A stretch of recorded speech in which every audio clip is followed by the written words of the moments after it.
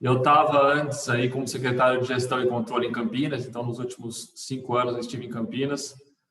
Estava com um desafio lá de gestão de secretário de Gestão e de Controle e também fazia parte lá do Comitê Gestor.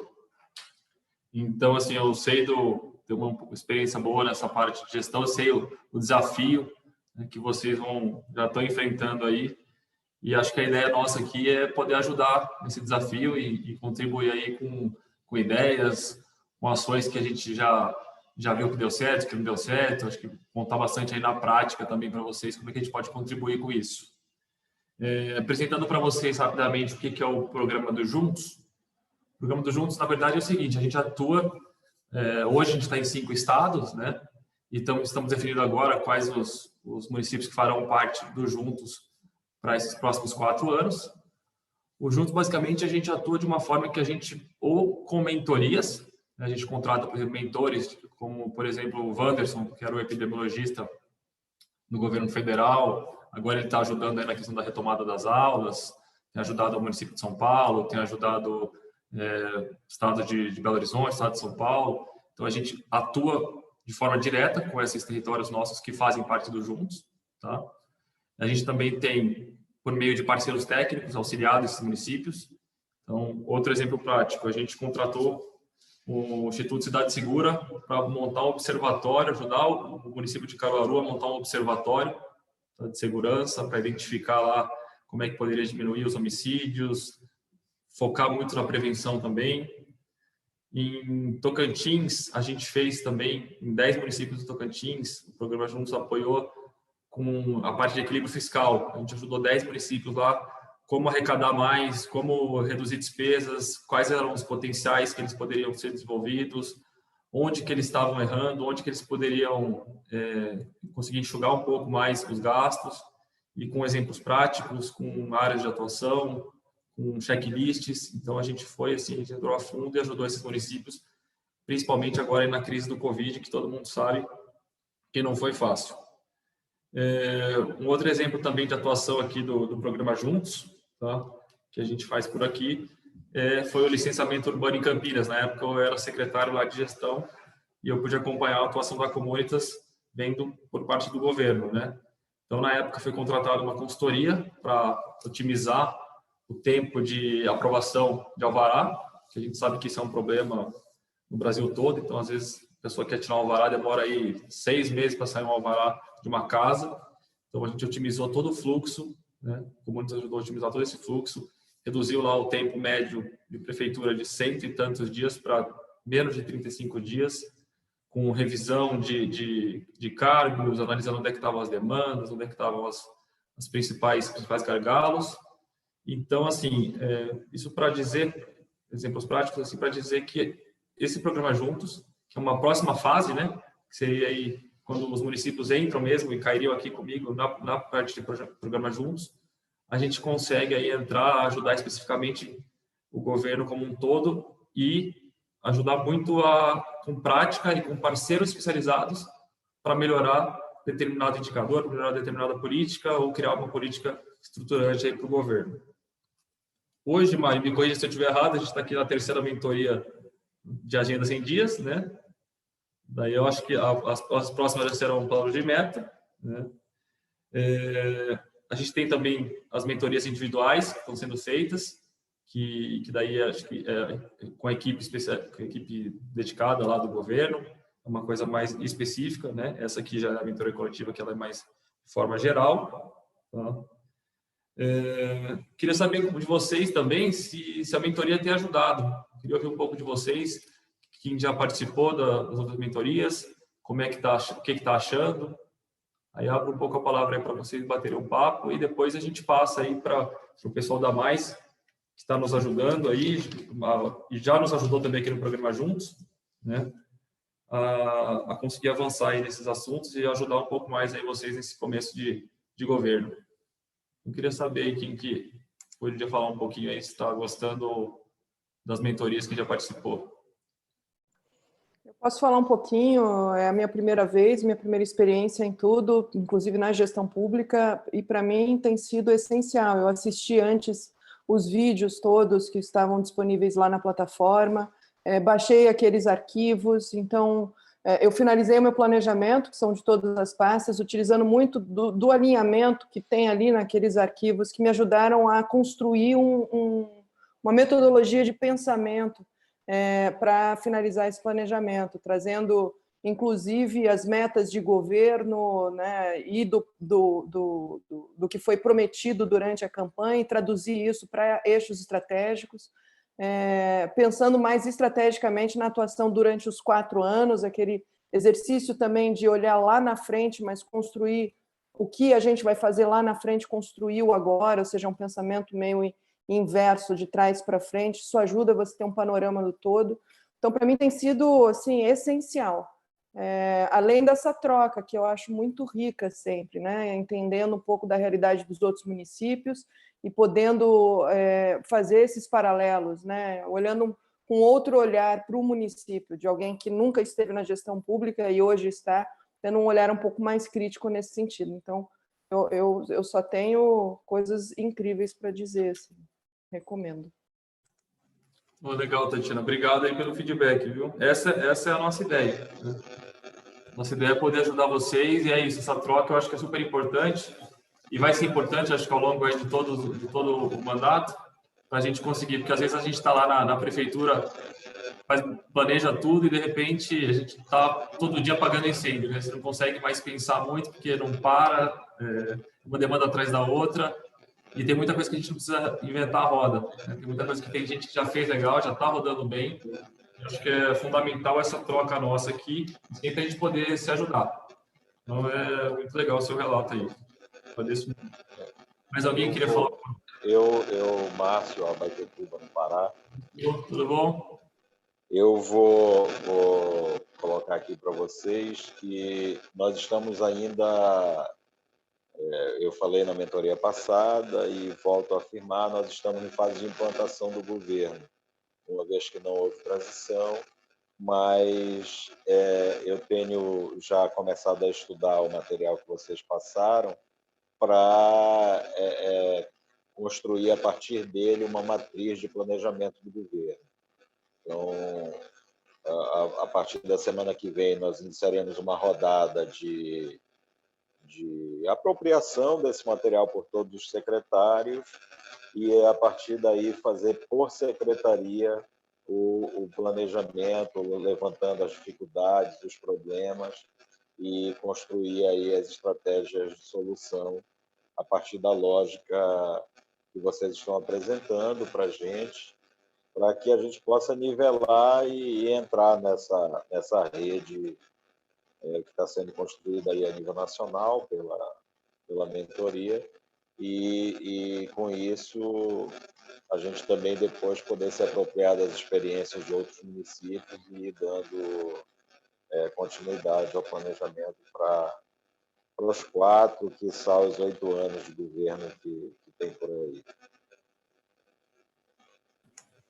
Legal. Prefeito Clay entrou agora aí. Prefeito, tudo bom? Sou Tiago aqui, sou do... Bom dia, Tiago, tudo bem? Somos colegas do MLG, né? Sou do MLG 5. Tu és do MLG? Que legal. Fiz o 2. Fiz o 2. Tiago, deixa eu só compartilhar com vocês, então. A mentoria, com certeza, está ajudando a gente aqui, eu e o secretário Marcelo Pompeu, que é o meu secretário de administração, a gente vem acompanhando, né? E a gente tem um problema aqui que a gente vem recebendo algumas surpresas desagradáveis, que acredito que os colegas também vêm tendo, contas que a gente não esperava, que não sabíamos que existiam, começa a cair no nosso colo para a gente resolver, né? Processos trabalhistas, enfim. E isso está atrapalhando bastante o nosso planejamento, né? Mas eu quero compartilhar com vocês, quem sabe vocês tenham alguma experiência já anteriormente aí para poder estar auxiliando a gente. Eu recebi a visita de um colega que ele me apresentou, uma pessoa que faz planejamento estratégico, né? Aqui, para quem não sabe, Gravatal fica aqui no sul de Santa Catarina, uma cidade de 11 mil habitantes, uma cidade pequena, uma arrecadação baixa. E ele me ofereceu uma consultoria, né, de planejamento estratégico, sendo que teria o acompanhamento por 12 meses, e ele nos cobraria aí R$159 mil pelos 12 meses. Eu avaliei, estou avaliando ainda, mas eu estou achando um pouco pesado, né? Analisando aqui as nossas finanças, a gente é bem apertado mesmo na questão de, principalmente, recurso próprio, né? E eu vi que na última mentoria tem alguma coisa sobre planejamento estratégico e tal, né? Com os nossos servidores efetivos, dificilmente a gente conseguiria, né, fazer esse tipo de trabalho. Vocês, na opinião de vocês, vocês acreditam que seria interessante eu apertar o cinto aqui, economizar de um lado e de outro e contratar esse pessoal para fazer um planejamento estratégico bem feito, né? Ou vocês acham que vale a tentativa de a gente tentar entre aqui os nossos colaboradores fazer? Eu acho difícil a gente fazer por nós próprios aqui, né? Mas me preocupa a questão financeira, de contratar esse pessoal, e isso vai pesar no nosso orçamento. Quem sabe o pessoal ajuda a contribuir aí, vocês mesmo. Bem, seguinte, deixa eu dar a opinião aqui, tá?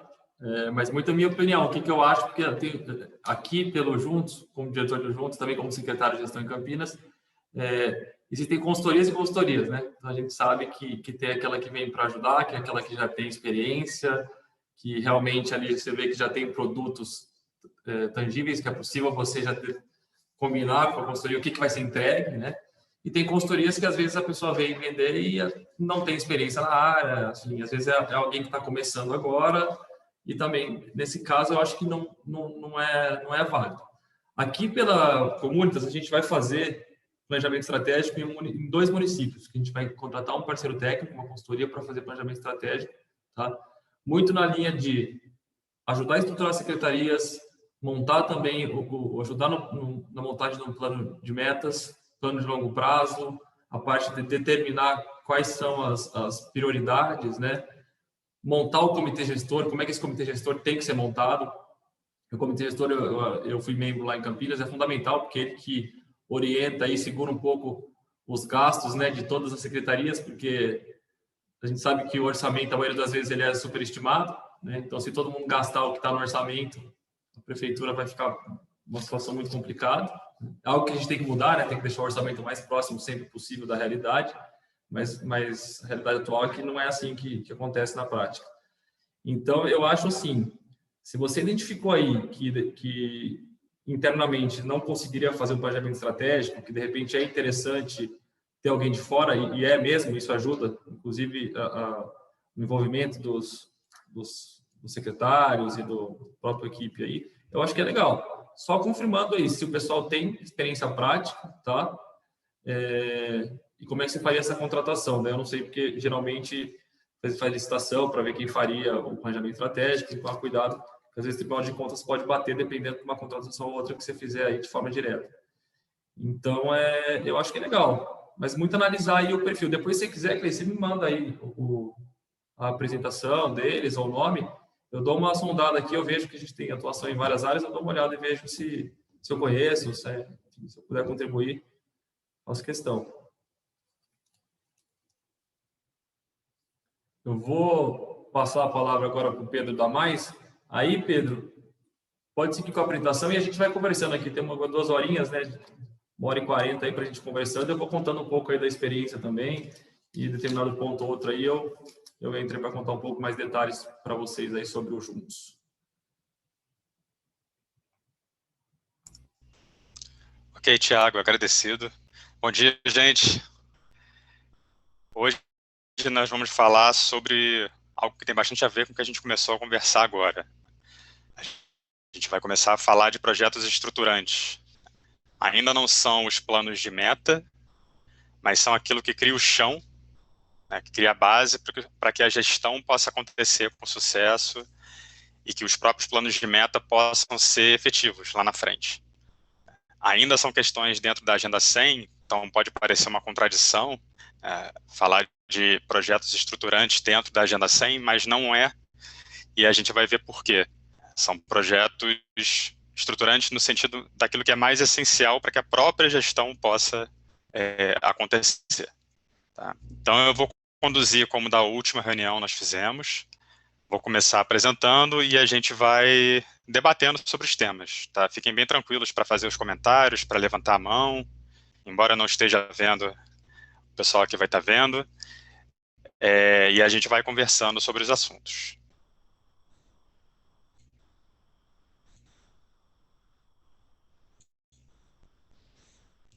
Novamente, se alguém não estiver vendo a tela, me avisa. Senão eu vou seguir aqui. Bom, então como a gente começou a falar de planos de metas, só para lembrar, as próximas mentorias, as próximas 6 agendas que a gente tem são justamente sobre os planos de meta. Nós vamos falar sobre finanças e gestão, saúde, educação e desenvolvimento socioeconômico. Então, essas mentorias, elas são um insumo para a prefeitura construir seu plano de governo ou planejamento estratégico. Então, aqui a gente vai ter uma abordagem forte sobre quais são os pontos críticos, quais são as boas práticas em cada um dos temas. Vamos abrir os diagnósticos das cidades, vamos poder entender os indicadores que os diagnósticos trazem, quais são as situações em termos de desempenho naqueles indicadores. Então, essas mentorias visam justamente dar uma boa base para o planejamento de governo e planejamento estratégico. Tá? Esse vai ser o assunto das próximas semanas. E aí, para a gente encerrar o assunto da Agenda 100, como eu falei, a gente vai trazer hoje a questão estruturante. Vamos falar sobre 3 frentes que são fundamentais em termos de estruturação da gestão. E depois vamos falar rapidamente sobre eficiência e sobre governança. O Thiago falou sobre o comitê de gestão. Então, governança, ela é essencial em qualquer cenário. Vocês devem lembrar que a gente já falou de governança nos 3 encontros. Então, governança é fundamental em qualquer cenário, ela é muito estruturante e, ao mesmo tempo, ela pode ser utilizada como um comitê de crise, como o Alexandre também citou no primeiro dia das mentorias. Tá? Então, a gente vai falar sobre as 3 frentes, eficiência e governança. Vamos lá. Bom, quais são as 3 frentes que nós entendemos que são essenciais para estruturar uma boa gestão? Primeiro, time. Não importa quem seja, o prefeito, o secretário, o gestor, ele não vai estar conduzindo o mandato sozinho. Ele vai precisar de um bom time de líderes e bons técnicos para poder realizar o que ele quer realizar. O segundo ponto são as comunicações, e aqui comunicações a gente está falando de maneira bastante ampla, comunicações internas, comunicações com a sociedade, com outros participantes da gestão, direta ou indiretamente, como legislativo. Então, a gente vai falar de comunicações de maneira ampla. E a gestão eficiente. Tá? Existem outros aspectos que também são estruturantes, mas nós separamos esses 3 aqui porque a gente entende que esses são aquilo que vai, no fundo, definir se a gente vai começar bem ou não. Então, vamos lá. O que são os times da prefeitura? A gente chama de times não só numa visão de equipe, mas também numa visão de papéis. Não basta ter uma boa equipe, é preciso que essa equipe esteja estruturada em papéis diversificados. Então, a gente tem em boas equipes líderes, aqui a gente está chamando líderes tanto dos secretários quanto de gestores de projetos específicos que não sejam secretários, ou às vezes até técnicos, que são muito bons naquilo que fazem, pode ser gestores de processos ou de rotinas da prefeitura. No fundo, são todos os braços direitos da gestão que a gente pode colocar em posição de destaque e de responsabilidade e esperar que eles façam um bom trabalho e tenham uma relação muito mais direta com o plano de governo em si. Tá? Então, líderes aqui são pessoas que têm a iniciativa e a capacidade de realizar, que estão ligadas diretamente aquele comitê ou aquele grupo que está conduzindo a gestão. Capacidade técnica, e aí a gente vai começar a ver um outro papel. Então, são gestores e técnicos com conhecimentos e habilidades que fazem diferença. A gente pode ter pessoas que são muito boas em realizar suas tarefas, mas o que é um papel altamente relevante, né? Porque se a gente não tiver essas pessoas, os processos da prefeitura ficam pouco confiáveis. Mas, dado um projeto estruturante, ou um projeto urgente, ou um projeto de melhoria da saúde, da educação, elas podem não agregar aquela diferença que seja decisiva para que o projeto tenha sucesso. Um conhecimento específico, uma habilidade específica de se relacionar com as pessoas, com a população em si, as pessoas que estão aguardando ou são usuários do SUS, estão aguardando algum tipo de procedimento, atendimento. Então, essas habilidades de relacionamento, de realização, elas são aquelas que fazem diferença, e capacidade técnica aqui é isso, né? Cabe ao gestor, nesse caso prefeitos e secretários principalmente, né, e talvez principalmente o prefeito, identificar quem são os melhores líderes, aqueles que ele quer ter do lado dele. E isso é algo a ser feito logo no começo da gestão, como vocês sabem, né? A gente não pode esperar que a Agenda 100 seja executada, ou que passem 2, 3 meses de mandato, para a gente ter essas pessoas do nosso lado, porque são justamente essas pessoas que vão conseguir ajudar a gente a superar essa fase inicial da própria Agenda 100 e preparar uma boa gestão. E cabe a esses líderes, as pessoas que estão na posição de protagonismo em relação ao plano de governo, escolher sua equipe técnica, trazer para perto deles pessoas que vão ajudá-lo a fazer essa diferença. Então, a estruturação do time da prefeitura em líderes, não só de áreas, mas de projetos e iniciativas, e bons gestores e técnicos junto com esses líderes, é um ponto, eu não diria que é uma urgência, né, porque a gente tratou de urgências na última mentoria, mas é um ponto decisivo. Bom, aí outro ponto decisivo, outro ponto importante, é nós termos alinhamento e conhecermos a cultura daquela prefeitura. Nós trabalhamos em muitas prefeituras e entendemos, né, e observamos que não basta o prefeito ou o secretário assumir uma posição e acreditar que a cultura de trabalho ou a cultura de gestão naquela área que ele assumiu, naquele projeto que ele assumiu, vai mudar de uma hora para outra. Isso não vai acontecer. Cultura é uma construção, as pessoas que estão ali, provavelmente a grande maioria é efetivo, e eles vieram construindo essa cultura ao longo dos anos. Então, a primeira coisa que cabe fazer em relação a isso é entender, né? Conversar com as pessoas, entender os hábitos delas, como acontecem os relacionamentos naquela área, porque a rede informal de relacionamentos, ela tem uma força muito grande, muitas vezes maior do que a rede formal, né? Do que o cargo que a pessoa ocupa. E entender também os interesses e expectativas. As pessoas podem ser inicialmente muito favoráveis, podem ser inicialmente muito desfavoráveis, podem estar muito afim de realizar aquilo que o prefeito e os secretários trazem como plano de governo, ou podem não estar, né? Podem ter outros interesses e outras expectativas. Então, cabe entender isso.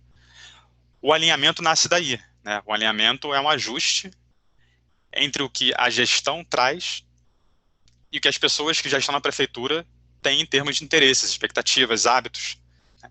Então, alinhamento e cultura não é algo que o plano de governo, uma declaração de estratégia, né, uma declaração de plano de governo vai resolver.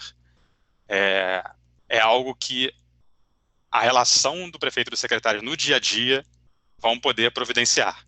Tá? Então, conversar com as pessoas, né, sair da sala, sair do gabinete e ir lá entender o que está acontecendo no dia a dia. E um último ponto crítico em termos de time, uma vez que a gente construa esse time de líderes e técnicos, entenda a cultura e possa propiciar esse alinhamento ao longo do tempo, é a gestão de pessoas em si.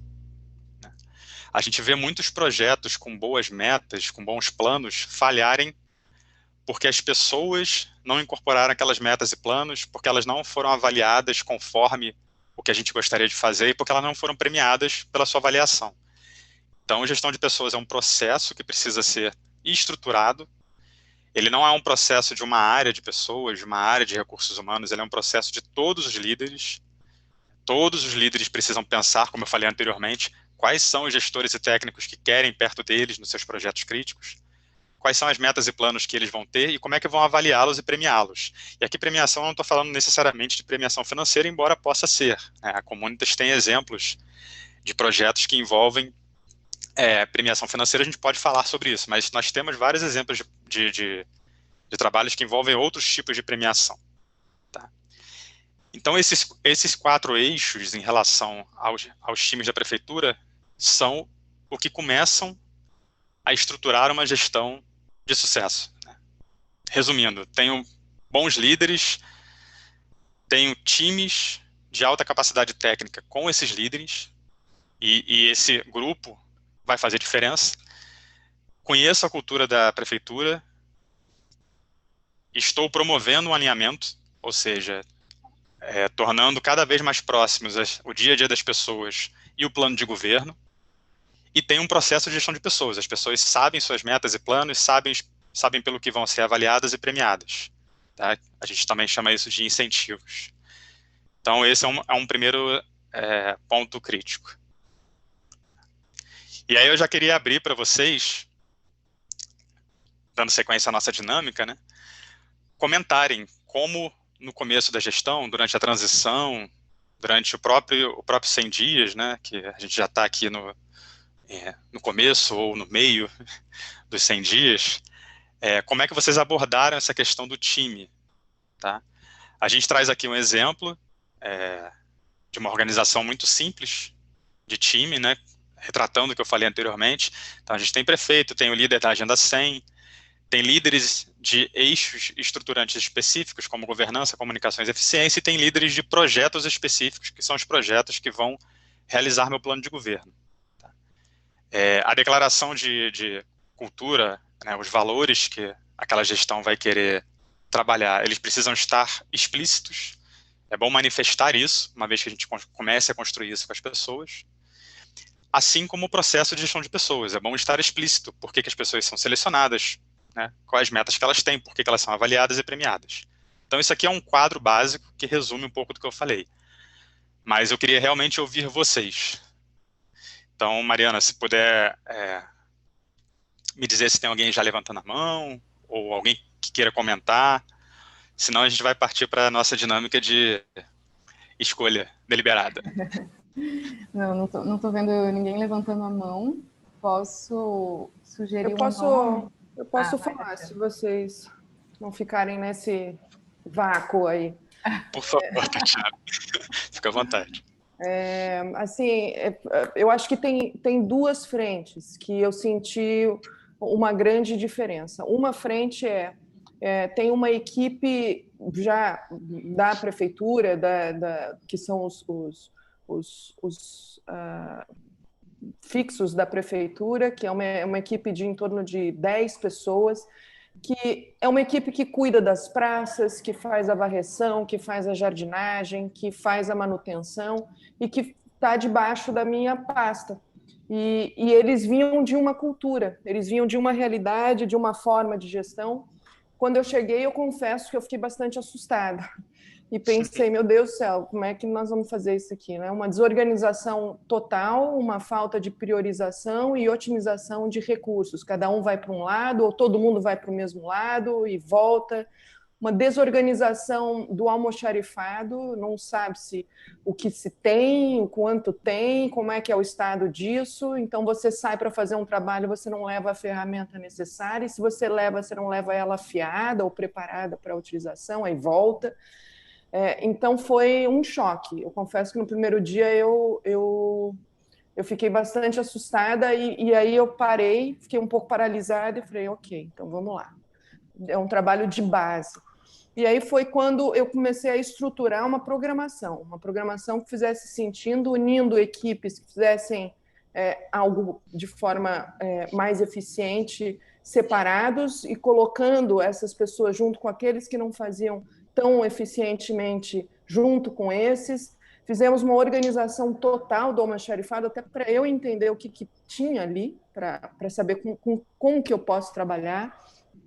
E essa programação foi uma mudança de cultura, porque no início ninguém queria fazer essa organização, que é um planejamento semanal. Cada pessoa sabe o que vai fazer em cada dia da semana. Cada pessoa começa a semana sabendo se vai ou não trabalhar, inclusive no final de semana, o que ele vai fazer, o que ele precisa para trabalhar e com quem ele estará trabalhando. E no início foi uma pequena revolta, assim. Eu confesso que eu acho que eu me senti um pouco odiada e hoje mudou totalmente a coisa. Hoje eles rezam pelo planejamento, eles querem, prezam por isso. E se há alguma alteração nesse planejamento, eles me avisam.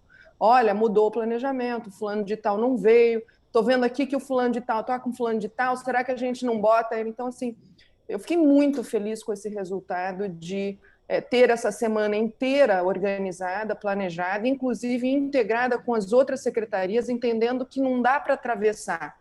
Tem mudança de plano? Certamente, mas aí vamos conversar para ver quem está mais próximo, o que faz mais sentido, para não desestruturar uma equipe que talvez tenha um trabalho nesta semana e que vai impactar na outra.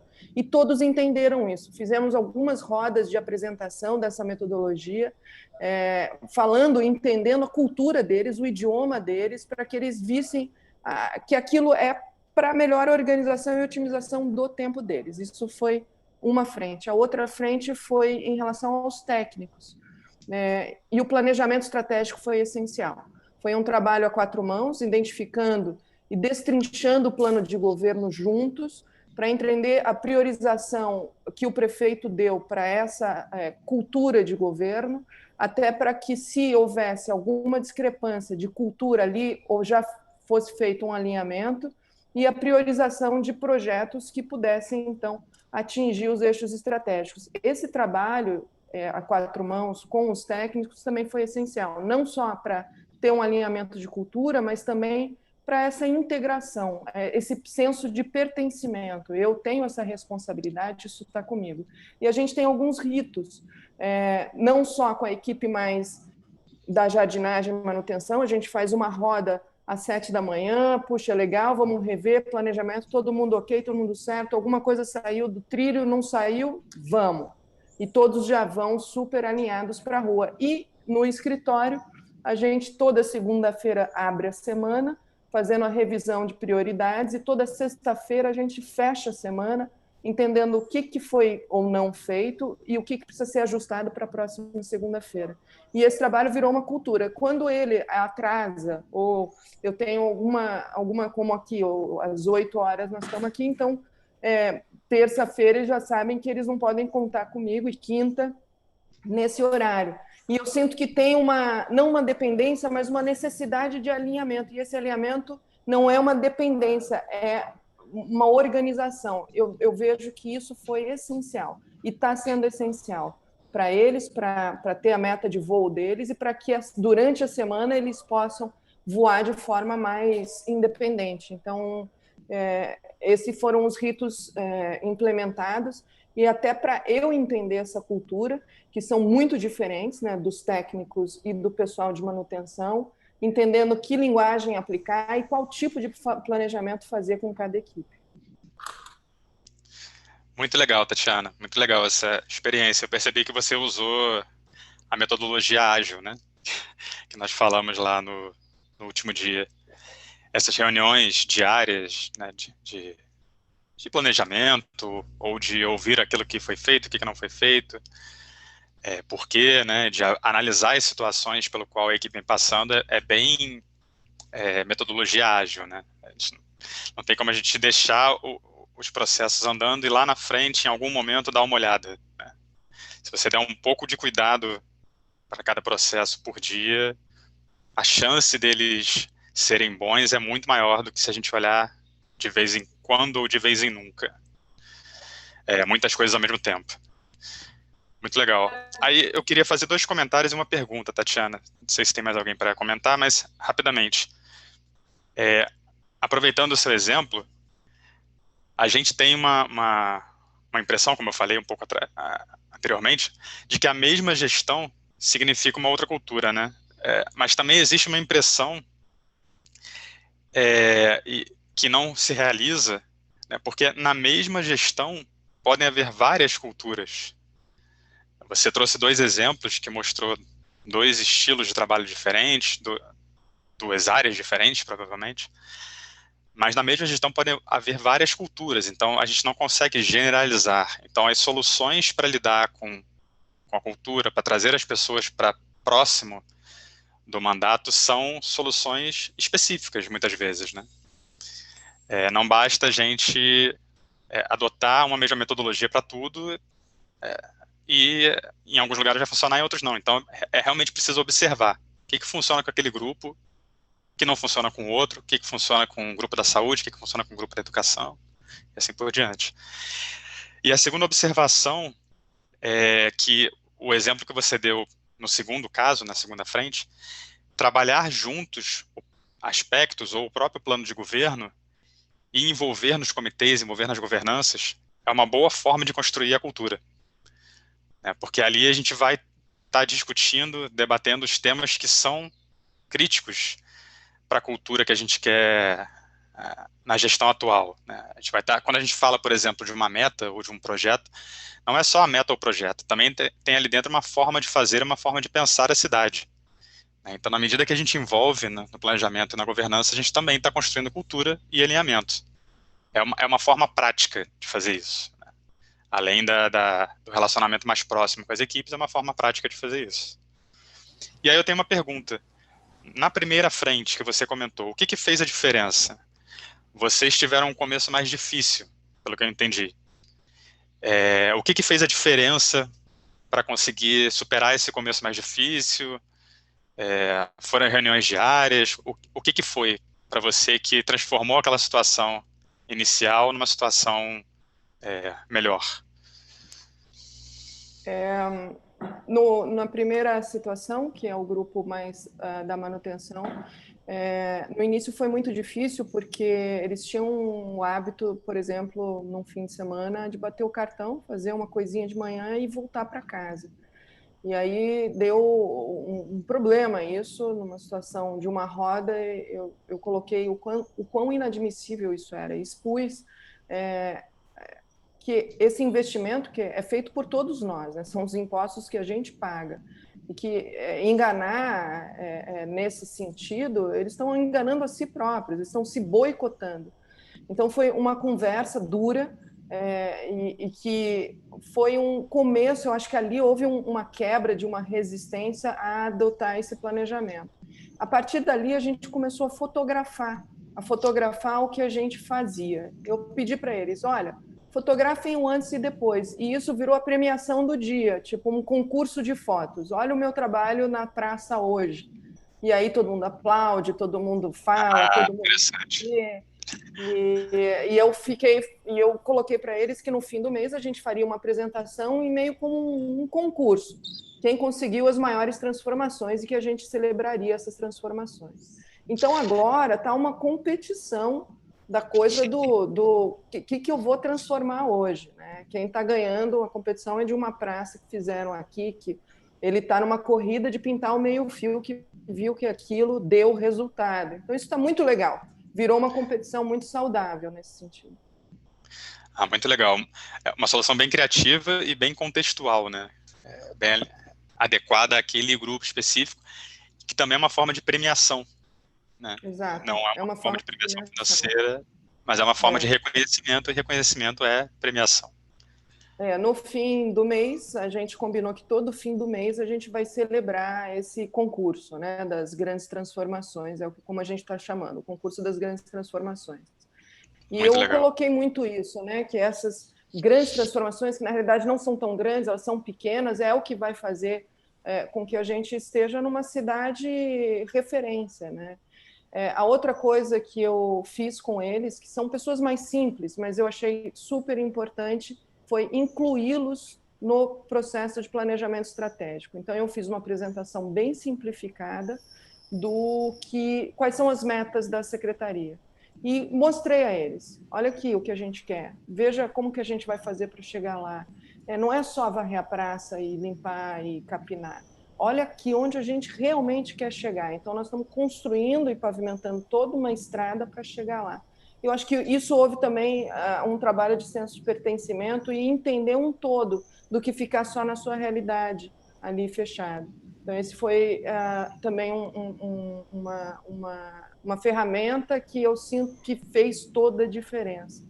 E na segunda situação, que foram os técnicos, acho que foi mais uma compreensão de cultura, um entendimento do plano de governo no detalhe, entendendo que o prefeito, qual é a visão do prefeito, né? A gente precisa estar muito alinhado à visão do prefeito. E como que a gente destrincha essa visão e coloca isso de uma forma a entender eixos estratégicos para atingir essa grande meta. Então, foi um trabalho de compreensão e entendimento e construção de cultura. Eles já eram muito alinhados, então eu não tive esse problema de choque cultural, mas foi mais um trabalho de imersão e compreensão e construção juntos de cultura. Legal. Primeiro, parabéns. Tinha vários pontos aí que acho que depois vale fazer até um resumo. Você trabalhou em gestão de mudança, uma série de questões, mas o Wilson estava com a mão levantada. Wilson. Isso. O Wilson e o Bruno, se eu não me engano, também. Isso. Os dois tiraram. Wilson, você quer falar? Bom dia, tudo bem? Bom dia. Bem, só um comentário rápido. Acho que é importante nessa questão da definição aí da equipe, dos times como posto. E tem algumas questões bem interessantes. Às vezes, a gente, ao assumir uma gestão, uma função, sempre são nos colocados esses que, aí no material que foi entregue, como os imperdíveis, né? Pessoas de capacidade técnica, muito bem conceituados. Porém, é sempre importante estar sempre avaliando, porque às vezes a gente confunde capacidade técnica com liderança e vice-versa também, né? E vice-versa. Esse é um processo contínuo, né? Às vezes uma pessoa de enorme capacidade técnica em determinada área pública não necessariamente é um líder, né? Vai ser um líder. Queria estar precisando isso. E outra questão importante que a gente tem avaliado sempre, que já foi posto aí pela equipe, é essa questão de gestão de pessoas. Eu acho que foi muito acertada essa colocação, mas eu queria complementar com a questão dos processos de trabalho. A gente pouco olha para os processos de trabalho que a gente quer que seja implementado na administração. E quando a gente não tem claro esse processo de trabalho, que dependendo da política pública que a gente está tratando, eu sempre comento, as políticas são públicas, mas os processos delas são totalmente diferentes. Então, é muito importante a gente estabelecer que processo de trabalho a gente quer, para a gente poder ter claramente uma gestão de pessoas bem definida. Era só esse comentário rapidamente para a gente ir contribuindo com o debate. Ok, vamos em frente. Obrigado. Bruno, acho que também queria falar, né, Bruno? Acho que só falando um pouco dessa questão dos times, né, eu compartilhando aí um pouco da fala da nossa amiga que falou um pouco antes do Wilson. Aqui também a gente encontrou, né, atualmente eu estou como secretário de Governo e Planejamento em Bezerros, né, uma cidade de Pernambuco. Encontramos também, né, os servidores, né, efetivos, os comissionados e contratados, né, já haviam sido desligados na gestão passada, então, né, grande parte da memória da prefeitura, né, e aí um pouco que a gente conversou, né, em relação à cultura, né, ela foi levada, né, assim, salvo o que a gente tinha conseguido captar durante a transição, que aconteceu parcialmente aí em dezembro, e a tentativa de a gente manter, né, assim, a essência do que é, né, o município, do que é a prefeitura, mas também já iniciar esse trabalho de, né, estamos chegando com um novo modelo de gestão, né, para além das pessoas entenderem, né, que não somos uma continuidade, né, do governo que saiu, né, e tampouco a gente está aí na postura de, né, caçar as bruxas ou desconsiderar as políticas públicas que deram certo, mas, né, existe aí alguns ajustes, né? E aí isso se deu, né, inclusive um dos pontos que o Pedro abordou, né, em relação a que time é esse, né, que time a gente quer, né? Então, para alguns cargos estratégicos, né, e de maior impacto, a gente, ainda que tornasse mais tempo, a gente abriu, né, para a população, para que eles fizessem uma entrega de currículos, né, para que a gente conseguisse fazer, né, minimamente uma entrevista, uma redação, né, uma conversa um pouco mais estruturada e entender essa afinidade, né, da pessoa versus o seu cargo versus a entrega que precisa ser feita alinhado aí com o plano de governo, né? Foi um movimento assim que temos 60 mil habitantes mais ou menos, então isso repercutiu, né, bastante positivamente, né, e nos dá uma certa tranquilidade, né, assim, de abraçar a população, mas entender como é que essas pessoas vão conseguir agregar as nossas entregas, né?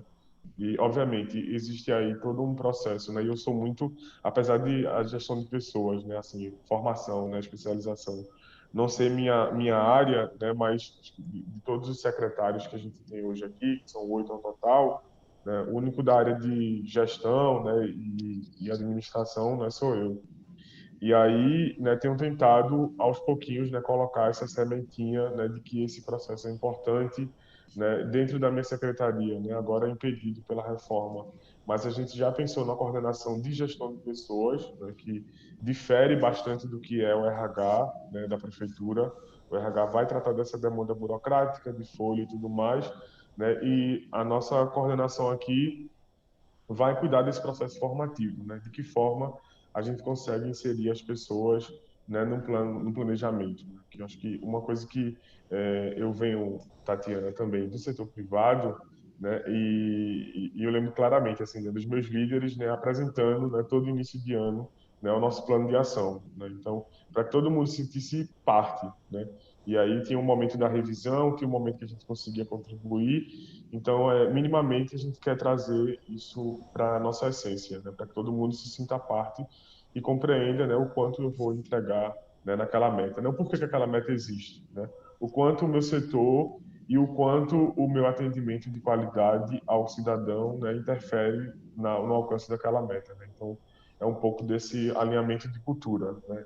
E aí, principalmente que nós temos aí mais ou menos uns 1.200 servidores, né, que eles compõem basicamente aí cerca de 70% do nosso total, né, de colaboradores. Então, já existia algo ali, né? Então, a gente tem tido um cuidado de como a gente abraçar, mas também deixar a nossa digital, né? A gente tem feito esse trabalho nesses, assim, né, o início, né, nesses 30 primeiros dias de gestão, né? E agora, assim, eu até despachei com a prefeita ontem, né, e ela perguntou um pouco disso e eu falei, ó, assim, acho que para que a gente alcance, né, minimamente ali o que a gente tem previsto para que as pessoas respirem o nosso modelo de gestão, né, assim, é meio do ano, né, todo esse ano vai ser de construir isso, né, junto aos colaboradores do município. Bom, mais alguém quer falar aí a experiência? Então tá ok, gente. Só pegando aí que a Tatiana, o Bruno e o Wilson falaram, assim, eu tentei sintetizar em 5 tópicos, porque eu acho que foram intervenções super importantes e eu acho que de tudo que a gente está falando, se a gente não construir essa governança, essa gestão de pessoas, a gente não vai avançar, né? A gente falou muito isso nosso primeiro encontro, né? A importância de equipe, de formação de equipe, de se cercar de pessoas que são boas, e vocês foram falando alguns pontos aí. Acho que a Tatiana trouxe alguns exemplos, né, que sofreu a questão da gestão da mudança, né? É um pouco natural, né, Tatiana? Na verdade, eu e Pedro, quando a gente começou a fazer algumas questões na gestão pública, a gente foi até estudar neurociência do aprendizado das pessoas, porque aí a gente descobre, na verdade, as pessoas têm uma questão de... o medo da gestão de mudança, não é do novo, né? É o que ela vai perder do que ela já conhece, né? E quando você chegou aí, você começou, né, a reorganizar, mas foi bem interessante, você trouxe a questão do empoderamento, do engajamento, foi discutindo junto com eles, e quanto isso é fundamental, né?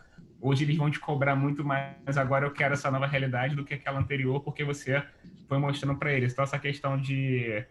E o Bruno falou um ponto fundamental que eu também concordo muito, né? A gestão de pessoas é diferente do RH, né? Eu tenho ali um RH tradicional que tem no meu dia a dia, então, pontos importantes que vocês falaram. Acho que essa questão que vocês trouxeram do empoderamento, engajamento, ou seja, está alinhando a cultura, né? Você está trazendo algo novo, mas também está entendendo qual é a realidade desse colaborador que vocês têm. Um ponto que...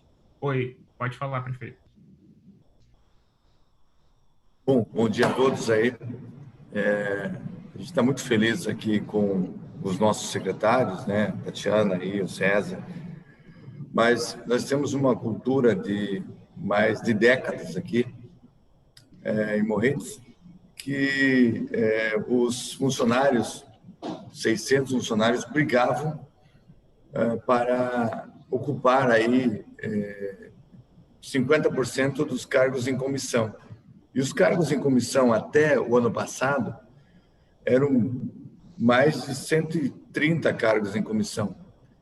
E nós, na transição, nós reduzimos, com a aprovação da Câmara, do qual eu fazia parte até o ano passado, para 64 cargos em comissão. Então, isso diminuiu gigantemente a vaga para funcionários ocupar um cargo em comissão e ganhar mais.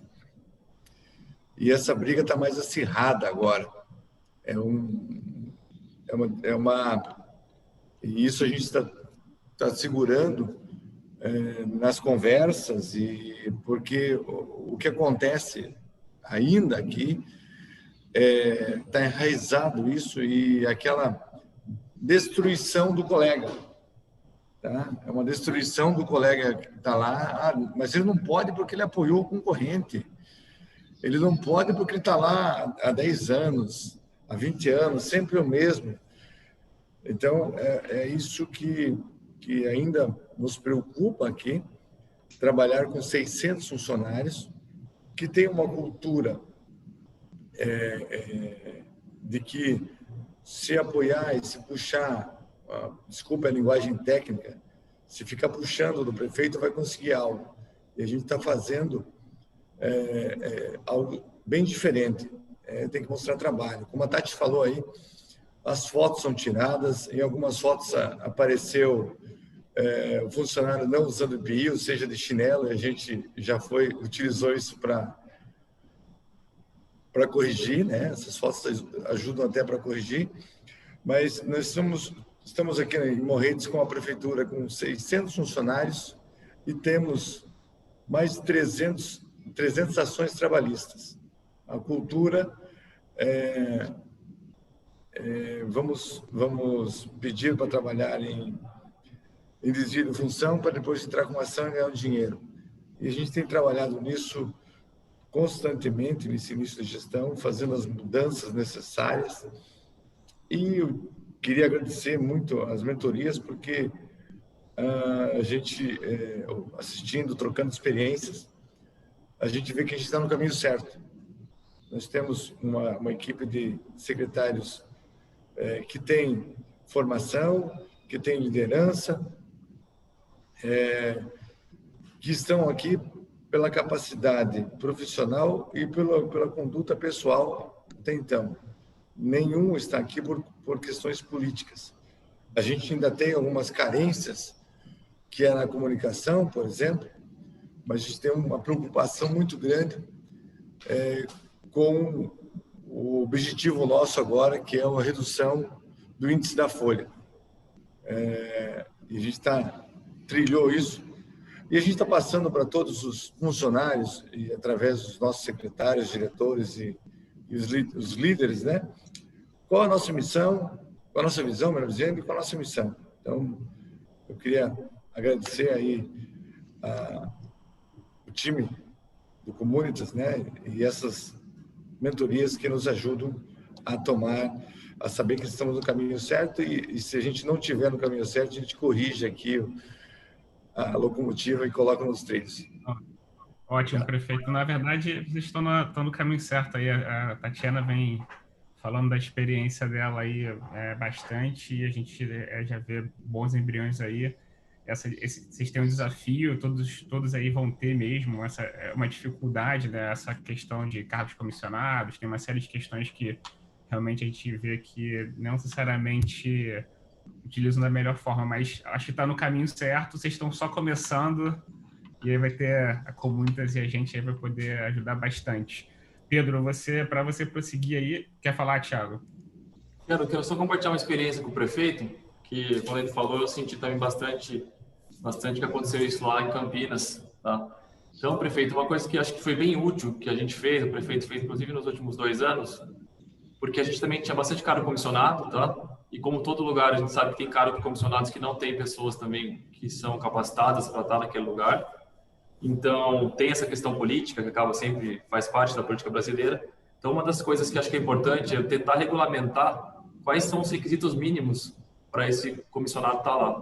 Tá? Então, assim, exigir ali uma especialização, uma experiência na área, e conseguir passar aí um projeto que consiga filtrar um pouco isso, porque por mais que às vezes venha indicação do partido X ou Y, se vier um cara bom, se vier uma pessoa que agregue, tudo bem. O problema é quando vem pessoas que não têm capacidade técnica, que não agregam em nada, e acaba gerando mais problema ainda. Né? Muitas vezes vem ganhando mais do que quem está lá trabalhando muito bem há 10 anos. Então, isso eu acho que é algo interessante. Uma coisa também, eu não sei como é que é aí, mas lá a gente tinha um negócio chamado função gratificada, que era para os servidores de carreira.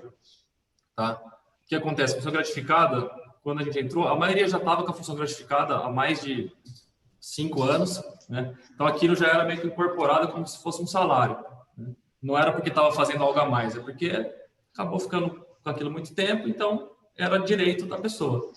E a gente começou a tirar isso no começo de todo ano, tirava a função gratificada de todo mundo, e tinha 10 dias para o secretário justificar para quem que ele queria mandar aquelas funções gratificadas dentro da secretaria, e justificando por que essa pessoa merece, né? Então, o que a gente sentiu lá na prefeitura foi que todo mundo realmente começou a dar mais valor para essa função gratificada e realmente entender que isso está dando porque está fazendo algo a mais ou porque está fazendo algo muito bem feito, né? Então, uma meritocracia e não mais algo que é porque está lá há 20 anos na prefeitura e merece ter a função gratificada por causa do prazo. Então, só 2 exemplos aí que eu queria compartilhar com você que, na prática, me ajudou bastante lá na prefeitura de Campinas. Perfeito, Thiago. Obrigado. O Thiago foi secretário aí, a gente vai... Thiago, participar de todas as mentorias agora, Thiago. Pessoal, deixa eu só uma questão de ordem aqui. Deixa eu fechar aqui rapidinho, Pedro. Eu também falo bastante, o Pedro e a Mariana tentam me segurar aí também, então vocês viram que hoje eu estou aqui quieto, né? Eu ter outros 3 pontos para falar também, mas para respeitar aí a nossa dinâmica, a gente vai segurar. O que a gente está percebendo rapidamente? A gente está percebendo que vários assuntos são importantes, estão vindo à tona, a gente está até pensando em alguns outros momentos a gente inserir. Por exemplo, a Mariana nos falou que tem várias pessoas perguntando sobre diagnóstico, alguns detalhes. A gente sabe que esse tema de gestão de pessoas ele é importantíssimo e é crítico para a questão do sucesso do planejamento. Por exemplo, o Clay está falando de fazer um planejamento, então isso vai ser super importante também, envolver em todos os aspectos. Então, o que a gente vai ter que fazer? Provavelmente a gente vai ter que pensar de tantos assuntos que a gente tem, de quais a gente vai ter que aprofundar, alguns outros momentos, então a gente vai organizar isso. Para não perder o nosso tempo aí, que a gente sabe que a agenda de vocês é super corrida, o Pedro vai continuar para a gente garantir aí que a gente passe todo o conteúdo. Desculpa ter que interromper o debate, mas na verdade esse é o grande ganho, né, dessa questão, mas a gente vai ter que criar outros fóruns para a gente trazer à tona todos esses elementos que a gente está trabalhando aqui. A gente está anotando tudo isso, a gente já tem aí uma análise de que a gente vai precisar para trabalhar adicional. Então, Pedro, segue o fluxo aí, por favor.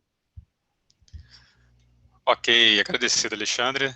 E é isso, pessoal, a gente vai ter outros momentos. O diagnóstico a gente sabe que está dado, né? Precisaremos de outros momentos para a gente entender melhor, entrar em alguns detalhes, e os outros temas a gente está reconhecendo por exemplo, que acabou de aparecer, né? Gestão de pessoas. Mas vamos continuar aqui com as questões estruturantes da Agenda 100, para a gente poder avançar, porque todas elas são críticas, no fundo. Bom, a segunda questão estruturante, como eu tinha falado, são as comunicações. E aqui, comunicações, a gente está pensando em todos os contatos importantes para a prefeitura com diversos públicos. Comecei aqui pelo público, câmaras e tribunais. Vocês veem que eu não botei só as câmaras, botei também os tribunais, né? Por razões óbvias, os municípios têm muitos desafios, os executivos dos municípios têm muitos desafios ao lidar com esses dois públicos. Então, as câmaras, que têm também, além da questão legislativa, também tem um aspecto de fiscalização, né? De olhar se aquele mandato está cumprindo aquilo que colocou no seu plano de governo. E os tribunais de contas, né, principalmente, que tem uma relação que normalmente é mais distante e que geralmente acontece mais na cobrança do que na construção de projetos e de melhorias em conjunto. Então, essa relação eu coloquei primeiro, não à toa, ela é complexa e nós precisamos, desde o início, desde a Agenda 100, pensar em como a gente vai conduzir. A tendência, né, pelas nossas experiências, é conduzirmos de uma forma um pouco mais reativa. A nossa sugestão é que seja conduzido de uma forma mais proativa, não no sentido banalizado da palavra, mas proativa mesmo. Vamos procurar as câmaras, vamos procurar os tribunais desde o início para a gente alinhar certos aspectos que são importantes, né, para eles e para a gente. Tá? E aí criar um processo para que essa comunicação aconteça de forma mais próxima. Representantes da sociedade e população. Qual é a diferença aqui? População é população como um todo. Nós temos uma obrigação legal de ter transparência com a população, de publicar dados, de publicar medidas que impactam o dia a dia das pessoas, mas também temos a oportunidade de ter um certo grau de abertura em relação ao próprio plano de governo, né? E principalmente lidar com as mídias digitais e tradicionais. Então, são duas oportunidades que hoje se apresentam para a gestão e que ela pode aproveitar para não ficar só na obrigação legal, mas para ter uma relação também mais proativa com a população. A gente consegue receber retornos e consegue fazer reflexões sobre o próprio plano de governo num contato mais direto com eles, o que se chama de governança aberta, né?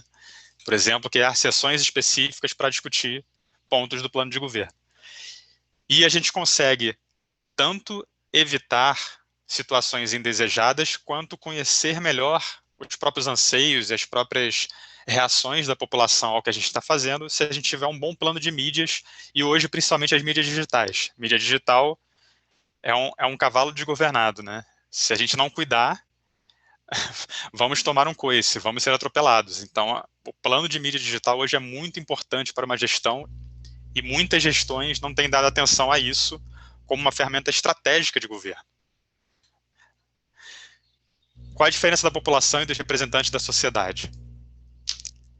População como um todo, representantes da sociedade são pessoas, organizações, associações, associações comunitárias que têm um papel muito relevante para algum item do plano de governo que é crítico.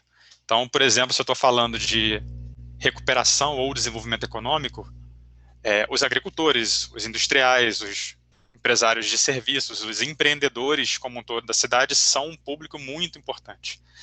E aí eu preciso destacar esse público da população como um todo e trazer para perto da gente. Nós trabalhamos há alguns anos em um município do Rio que tinha um programa bastante interessante de incentivar o empreendedorismo por meio das compras públicas. Então, como é que eles chegaram a esse programa?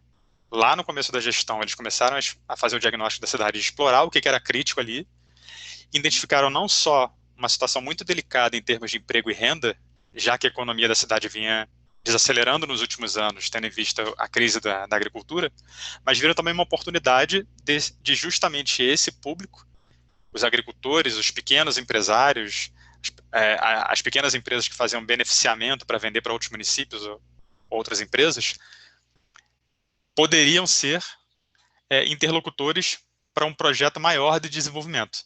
Então, eles trouxeram esse público para perto e ali, juntos, eles geraram esse projeto. Então, eles tinham estratégias conjuntas de desenvolvimento de alguns setores da agricultura e tinham estratégias conjuntas de compra e de melhoria da cadeia de distribuição para outros municípios e outras empresas. Tá? Então, muita coisa pode sair dessa interação mais próxima.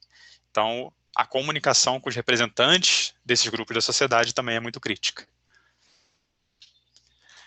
E aí, novamente, eu trouxe um exemplo, nesse caso vazio, tá? Para a gente justamente discutir. O que é crítico eu definir inicialmente numa Agenda 100 para essa questão das comunicações? Primeiro, os públicos. Aqui a gente falou de câmaras, tribunais, representantes da sociedade, população, mas isso não basta. Eu preciso entender quem são as pessoas na Câmara, né? Quem são as pessoas com quem eu consigo ter uma melhor interlocução na Câmara, no tribunal, nos tribunais, quem são esses representantes da sociedade críticos para o meu plano de governo, e quais são os setores da população e de que forma eu vou envolver esses setores. E aí definir responsáveis. Todo processo que vai ser efetivo, ele começa com a definição de um responsável. Se eu não tiver responsável pela comunicação com os públicos, não vai funcionar.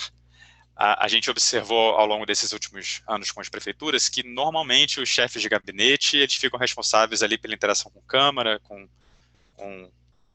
os vereadores, né? Vimos algumas definições mais amplas de responsáveis por relações com a sociedade, mas nunca vimos uma estrutura bem definida. Na verdade, poucas vezes vimos essa estrutura, e essas poucas vezes foram as que nos inspiraram a propor isso. Então, é preciso definir um responsável claro e quais são as atribuições dele em relação à comunicação. Não basta ser só um setor de comunicação, precisa ter o responsável. Em seguida, qual o posicionamento que a gente quer em relação a esses públicos? Então, por exemplo, câmaras. Não quero ser um executivo que apenas absorve projetos, né, de lei. Eu quero ser um executivo que constrói projetos de lei junto com os vereadores para que o meu plano de governo aconteça e para que a cidade também seja atendida ao mesmo tempo. Então, isso é um posicionamento a ser perseguido. Então, esses posicionamentos também precisam estar claros. E quais são as ações? Aqui nós falamos de 3 principais ações. Muitas ações podem causar confusão, dispersar esforços, né? E a gente tem uma questão crítica em termos de tempo e recursos. Então, pensar inicialmente quais são as 3 principais ações que eu já posso começar na comunicação com esses grupos. Então, esse é um modelinho para planejar, é um card, né? Um cartão, um modelinho que eu começo a planejar esse aspecto como comunicações na Agenda 100, e a partir disso eu posso desenvolver outros projetos. Então, eu queria ouvir de vocês, novamente, se alguém queria compartilhar alguma experiência boa ou ruim, né, em relação ao aspecto comunicação com qualquer um desses públicos, tá? E para a gente ter, novamente, essa troca. Bom, alguém com a mão levantada? Ou... Oi. Opa. Tudo bom? Posso falar? Ed? Claro. Bem oportuno. Eu acho que essa questão da comunicação, eu acho que vocês tocaram uma questão que muito tem nos incomodado, que é a questão das mídias digitais. E até fazendo uma correlação com a questão do time, a gente tem um prefeito muito jovem, que é muito ativo nas mídias digitais, e às vezes por conta da sua atividade constante, se isso não for bem observado, isso pode gerar pequenas crises. E do outro lado, alguns secretários que não tinham grande familiaridade com a questão das mídias, não utilizavam as mídias nas suas experiências para se comunicar com a sociedade. E é muito oportuno isso. A questão que vocês colocaram aqui de representantes da sociedade, eu sempre faço uma correlação com os conselhos de saúde, né? Às vezes as secretarias municipais se perdem dentro do Conselho Municipal de Saúde, entendendo que lá elas estão se comunicando com a população. Elas estão se comunicando com os usuários e com as entidades que representam os usuários ali dentro do Conselho, com os órgãos, entidades que representam os trabalhadores de saúde. Mas tem de pensar em como se comunicar daquilo que foi decidido ali para a população em geral, seja por audiências públicas, seja utilizando as mídias digitais. Não pode confundir essa representação da sociedade, aí, nesse exemplo que eu dei, com estar se comunicando com esta parcela que está representada ali, essa população que está representada ali. Eu fui chefe de gabinete da Assembleia Legislativa aqui do Estado. O prefeito atual foi presidente da Assembleia Legislativa. A gente aqui no estabelecimento das responsabilidades, o vice-prefeito e ele eram vereadores antes, mas a gente teve um olhar muito especial, porque uma coisa era sendo vereador, depois um deles saiu para ser deputado estadual, o outro continuou vereador, mas o processo de comunicação agora com a Câmara, o processo de comunicação com os tribunais, ele não se dá da mesma forma. Então, a gente avaliou muito isso, como manter essa comunicação, porque agora está numa outra função, vai ser devidamente cobrado por a função que assumiu, e a gente precisava ter muito cuidado com a comunicação a ser tratada com isso. Eu só incluiria algo que, pelo menos aqui no nosso estado, e acredito que em grande parte do Brasil, a gente está tendo um olhar, tivemos o cuidado de ter um foco grande na comunicação, foi com o Ministério Público aqui estadual, né? Não só estadual como federal. Por conta do histórico anterior da administração, a gente identificou que a gente precisava ter um canal mais efetivo de relação com o MP, até para estar debatendo assuntos, construindo pontes em razão do passado do município. Então, nesse primeiro momento, eu queria fazer só esses comentários. Obrigado. Ok, obrigado. Deixa eu fazer só um comentário sobre as mídias digitais, rapidamente. Não sei se a gente tem mais alguém que gostaria de falar. Pedro, eu posso fazer só um parênteses rápido aí para você depois continuar? Depois eu vou compartilhar com todo mundo. Ele não ajuda, quando eu vou falar que não ajuda em comunicações de mídias sociais, mas ajuda na relação com os stakeholders. Tem um métodozinho que é simples, está num livro que se chama O Fim do Poder, né? Que ele fala que os stakeholders hoje são tantos que o processo de comunicação ele é super complexo. E aí depois, dependendo de alguma que a gente vai estruturar aí, começando com a Mariana e com a Daiane, de repente até trago 2 PPTs super rápido, que ele traz um mapeamento de como é que você vai conversar. Vou conversar com a Tatiana, vou conversar com o Eduardo Speed. O que o Eduardo Speed gostaria, como é que ele entende esse processo de comunicação? Você faz uma avaliação da pessoa. E aí, uma vez eu passei a usar isso, e aí quando você começa, vou conversar com a Tatiana, que a Tatiana gosta, ela entende no processo de comunicação o que ela busca, sem ela saber, é um arquétipo, ele vai lá dizer e você passa a se comunicar com a pessoa levando isso em consideração. E a ferramenta é super rápida, você faz isso muito rápido. E eu comecei a fazer isso alguns anos atrás e mudou um pouco da dinâmica de como as reuniões aconteciam. Eu sabia que aquela pessoa queria tem um determinado arquétipo, eu tratava com ela daquele arquétipo, para ela poder. Então, acho que isso ajuda a gente na gestão pública, porque é muito stakeholder, né? É interno, é externo, muita gente interessada em vários projetos. Então, depois, se a gente não conseguir fazer isso, eu vou mandar aqui o livro para vocês poderem adquirir, mas eu também mando um PPTzinho super simples explicando o que é o método deles para vocês. Muito legal, Alexandre. Eu queria muito eu queria ler esse livro. Acho que pode ser muito útil. Eu queria fazer só uma rápida colocação sobre a questão da comunicação. Além de você entender quem é o interlocutor e isso, exatamente, e adequar a sua mensagem, né? Porque comunicação é uma arte. É muito fácil você ter esse ruído e não conseguir ser bem-sucedido nessa comunicação. Muitas vezes as pessoas, com o ato da comunicação, elas só querem ser ouvidas, né? É o simples ato de você ouvi-las. E eu acho que esse exercício é muito interessante. Eu tenho uma agenda fixa com algumas associações voltadas para o turismo e para a cultura. A primeira foi em janeiro, que é o Morretes Convention Bureau, o Contour, a Associação da Rua, e a Arsim, que é da Associação dos Comerciantes, e tem também a Arscom, que não compareceu, que é dos restaurantes. Mas como tem esse Convention Bureau, que tem muitos representantes, que a grande parte desses grandes comerciantes são de restaurantes, nós fizemos uma primeira rodada em janeiro. E foi um exercício de terapia, basicamente, de ouvir esses anseios e de escutar, e o que eles queriam era simplesmente ser escutados. Claro que eles querem que essa escuta seja transformada em ação, e claro que também eles entendem que tem um processo para isso acontecer. Então foi muito interessante. A nossa próxima é agora no fim do mês, e a minha ideia é apresentar o planejamento estratégico para eles dessas pastas. E o mesmo eu gostaria de fazer com a Câmara. Ontem eu tive com um vereador e ele falou de algumas ideias, falei, nossa, isso está muito alinhado com o planejamento. O que você acha se eu fizesse uma apresentação para todos na Câmara e marcar uma data para isso? Ele achou uma ótima ideia e eu acho que muitos querem essa proatividade, né? Essa inclusão e não serem excluídos, talvez, de um processo de planejamento ou de um processo de criação de ideias. Eles querem também esse senso de pertencimento e de atuação. Então, eu sinto que é quase que terapêutico, muitas vezes. Revisando aqui a palavra que eu usei, proatividade, acho que inclusão e cooperação é melhor mesmo, Tatiana. Acho que é justamente esse o ponto.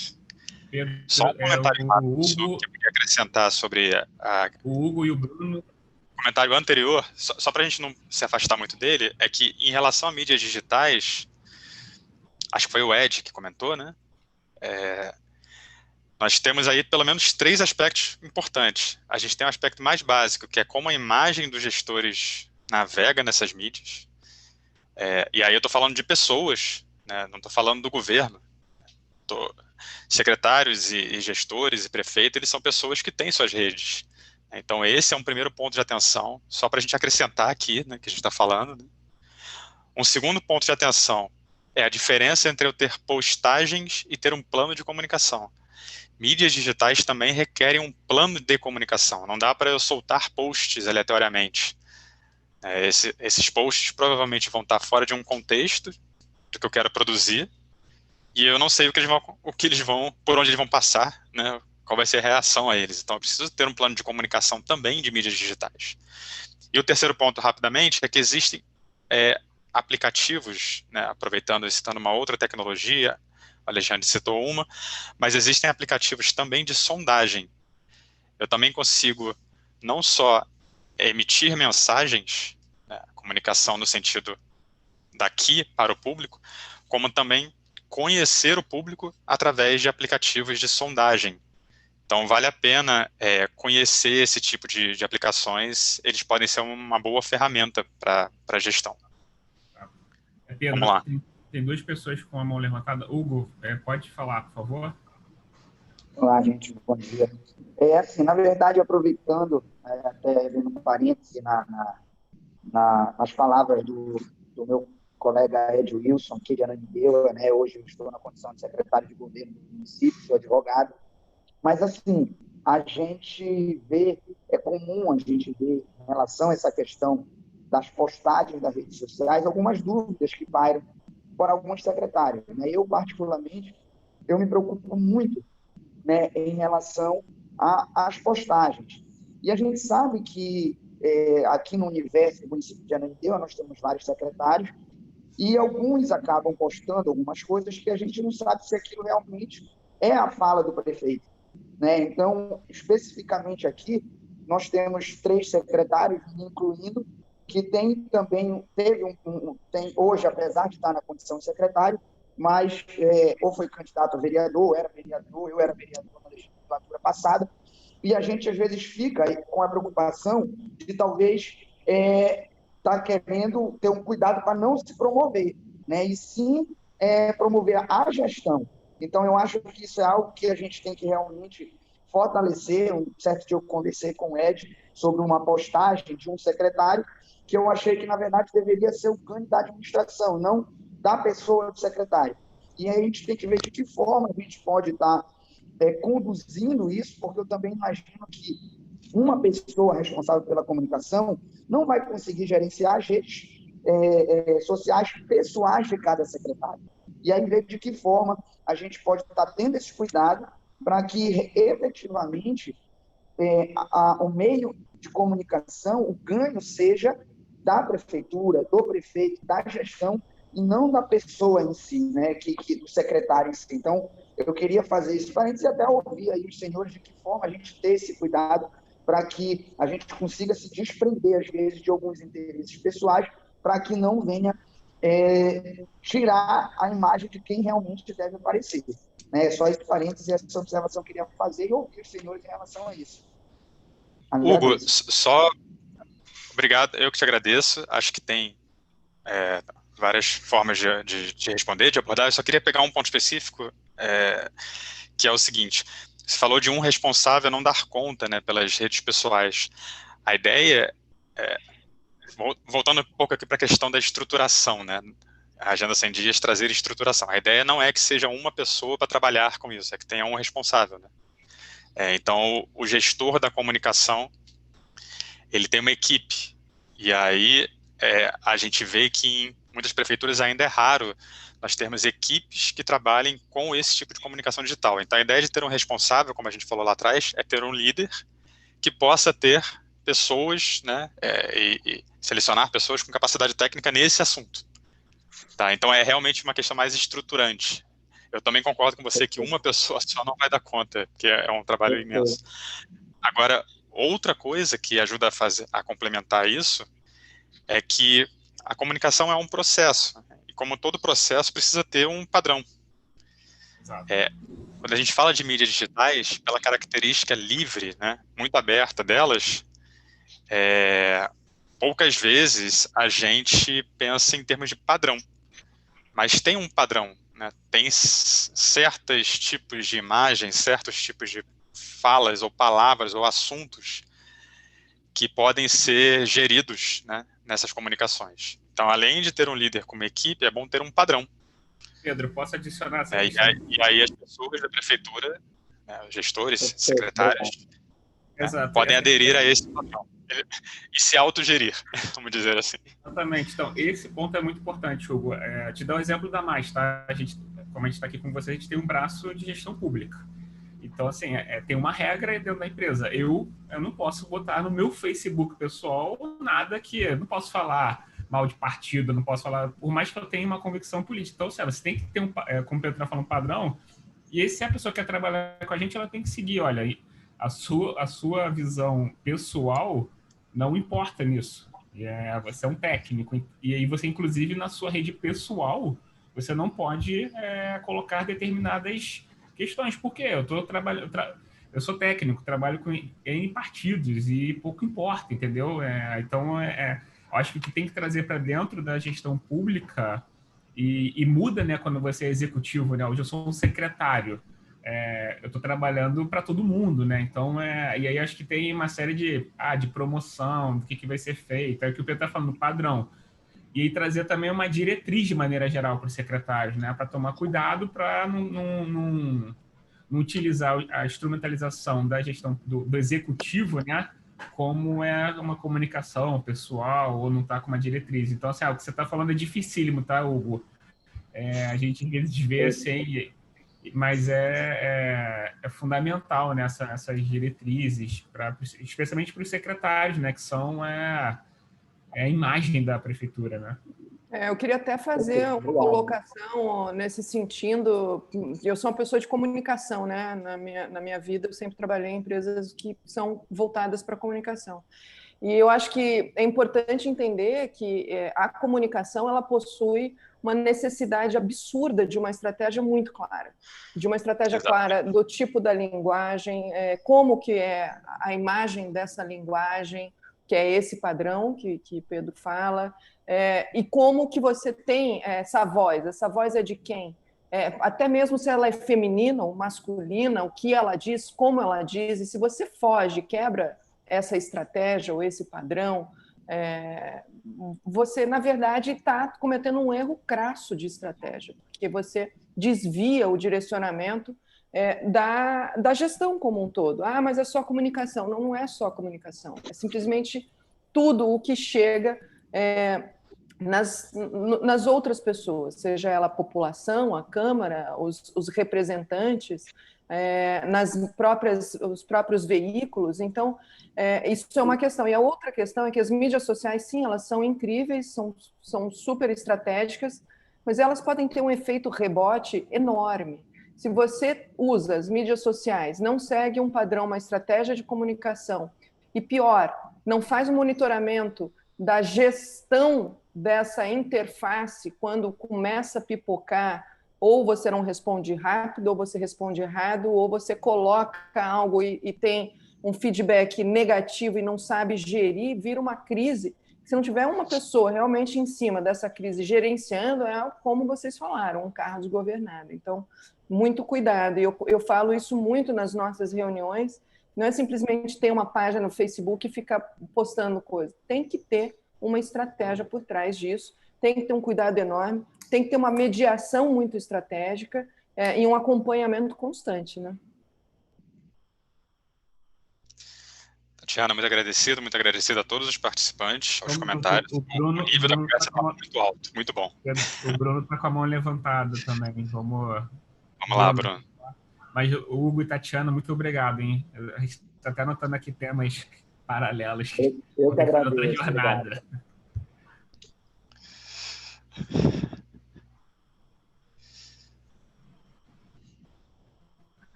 A gente não está escutando. Bruno quer falar?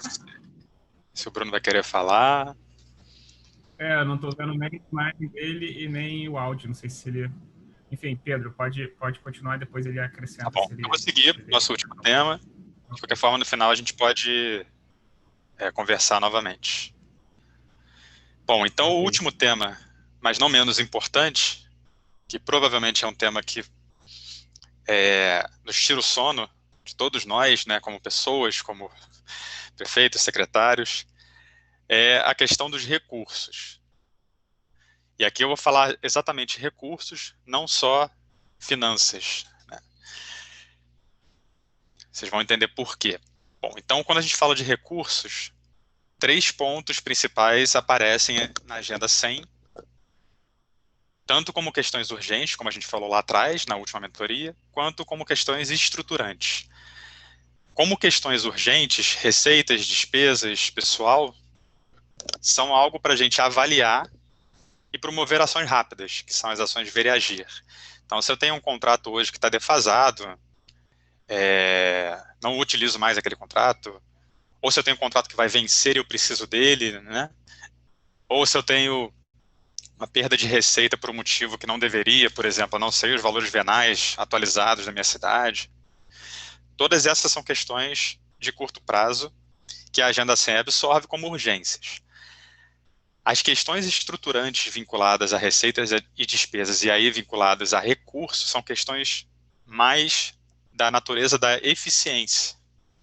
O que é a eficiência? É eu conseguir ser sustentável no uso do recurso.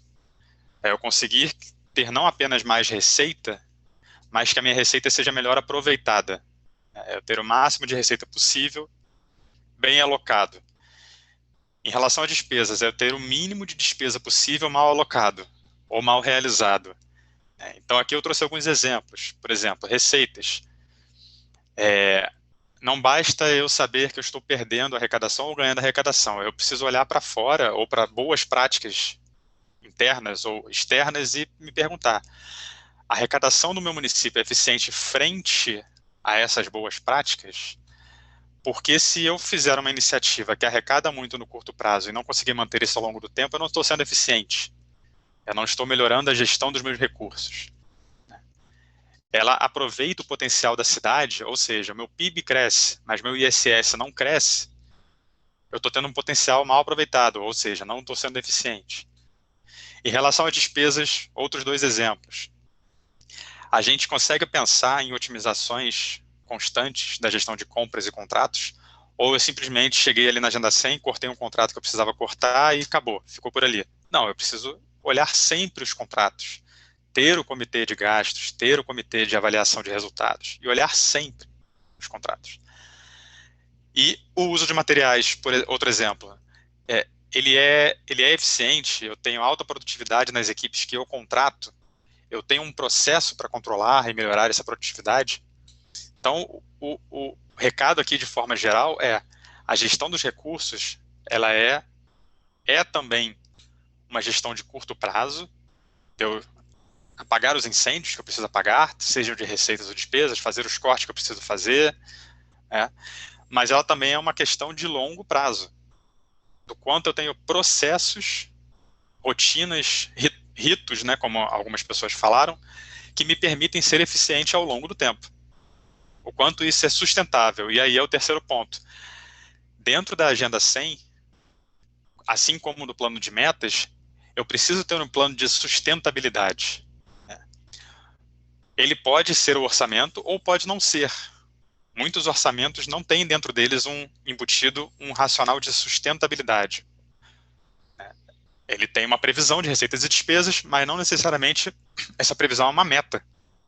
Eu não fiz uma análise, eu não fiz um base zero, por exemplo, né, que foi um material que foi circulado no grupo essa semana. Então, aquele orçamento não necessariamente é um plano de sustentabilidade. O que é um plano de sustentabilidade?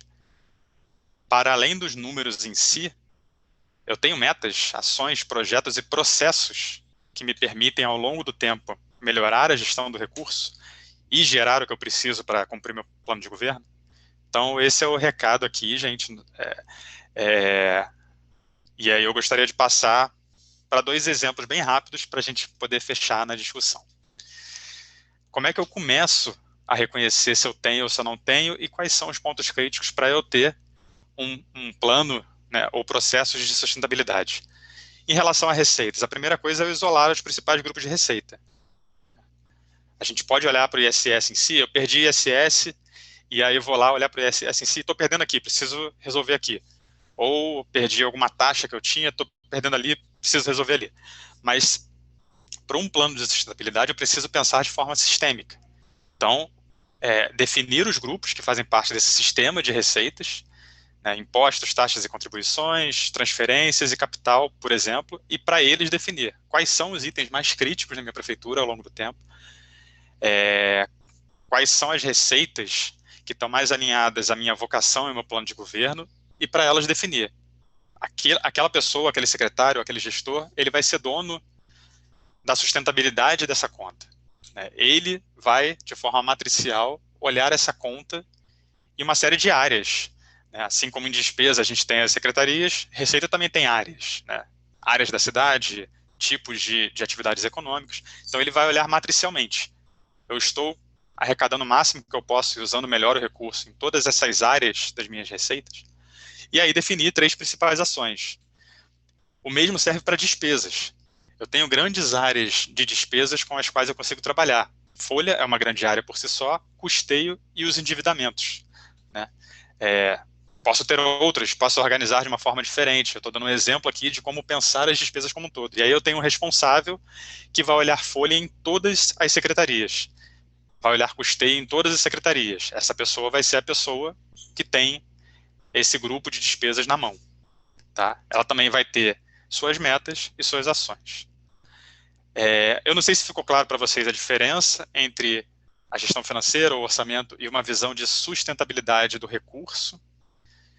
E aí eu queria entender, né? Queria debater um pouco sobre isso, e se alguém tiver algum exemplo, também, novamente, positivo ou negativo, gostaria que trouxesse para a gente poder fazer a troca e encerrar o assunto, o tema, né, específico.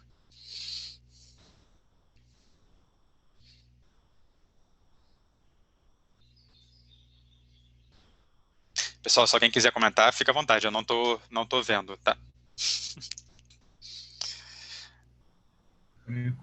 Por enquanto ninguém levantou a mão.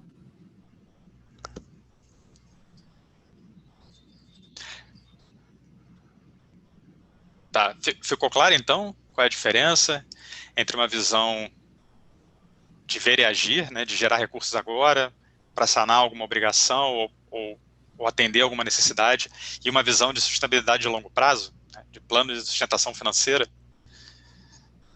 Eu acho que, só uma provocação aqui, o pessoal de Timon, pela conversa que eu tive ontem, Eduardo, aí me corrija se eu estiver errado, vocês estão bem avançados, né, nesses itens de avaliação, fizeram uma ótima análise do que já tem bem claro, né, as ações. Vocês estão trabalhando, né, já revendo, como um monte de prefeituras aqui devem fazer, está fazendo revendo uma série de contratos, né, contratos, vendo itens de despesas que, de repente, o Eduardo pode dar uma... botando no fogo, Eduardo, uma palhinha aí sobre... Acho uma boa ideia, né? Pelo que a gente viu, o plano está bem... Eu fiquei impressionado positivamente pelo que eu vi ontem. Acho que a sua experiência pode ser ajudar outros também. Bom dia a todos. A gente está fazendo, né, um trabalho de levantamento aí de pesquisa, né, e busca, né, de informações em todas as áreas, e o foco principal aqui no município de Timon é justamente aí o equilíbrio fiscal, né? A gente está com uma situação financeira complicada, como todos os outros municípios, né? Mas, enfim, a gente entende que o equilíbrio aí é fundamental para a gestão poder fazer as entregas aí que estão no plano de governo, né? E o que a gente tem feito definimos um plano, né? Algumas ações específicas, definimos líderes para cada uma dessas ações, né? Para cada um tocar isso, que a gente não tem, somos uma secretaria aqui de 3 pessoas, né? É uma comissão aí de trabalho, então a gente está ampliando, né, a nossa equipe, usando pessoas-chave em cada órgão, pessoas que tenham conhecimento mais específico nas áreas. Aí na parte de despesa, a gente criou agora, deve ser publicado aí hoje, criamos uma comissão justamente para avaliar todo tipo de projetos ou de propostas que aumentem a despesa do município, propor também correções no orçamento, né? A gente fez uma avaliação do orçamento, a gente está entendendo que está um orçamento um pouco acima da realidade que a gente pode arrecadar, então a gente vai propor medidas aí de contingenciamento desse orçamento.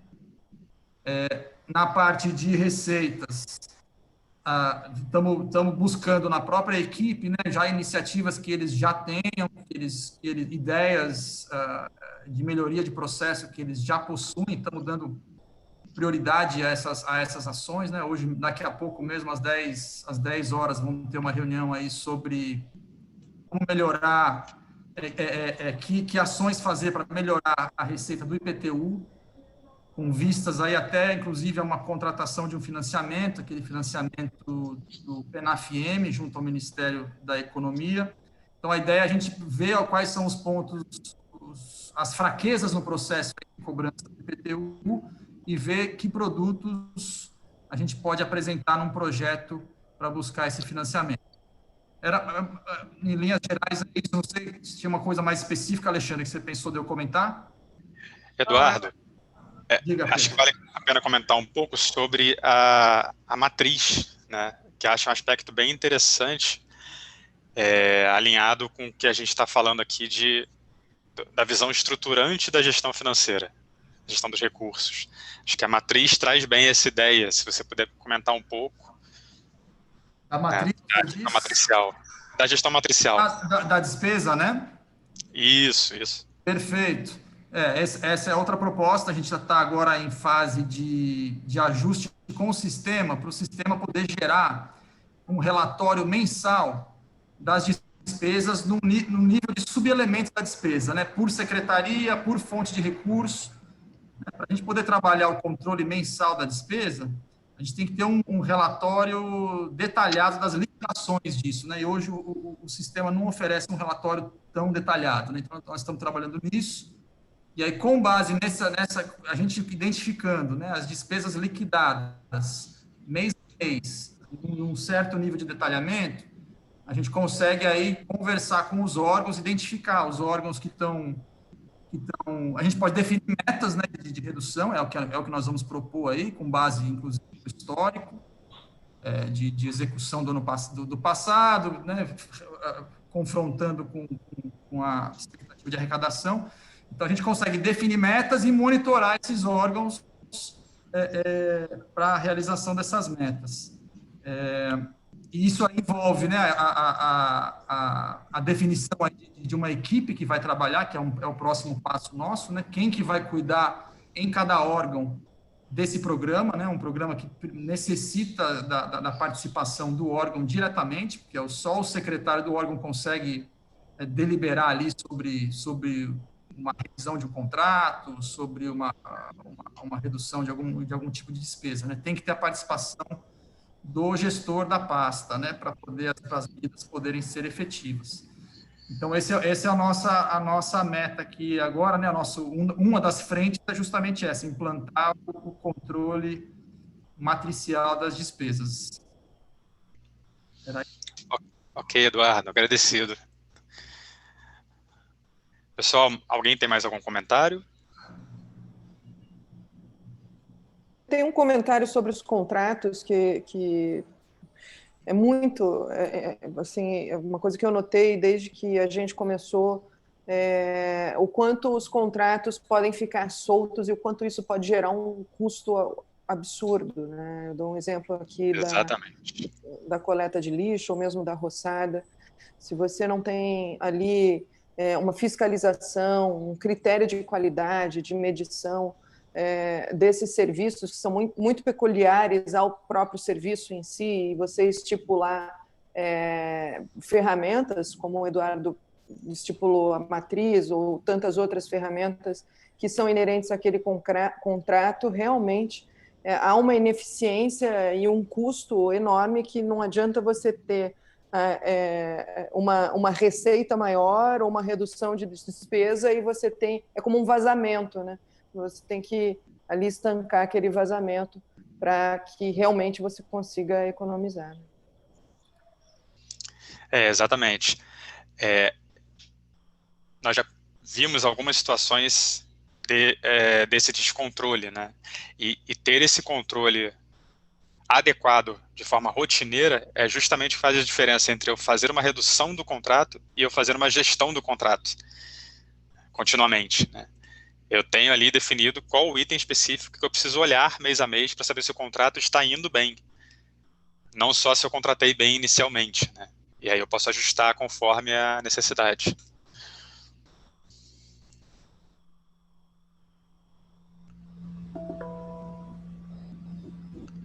Ok. Mais algum comentário?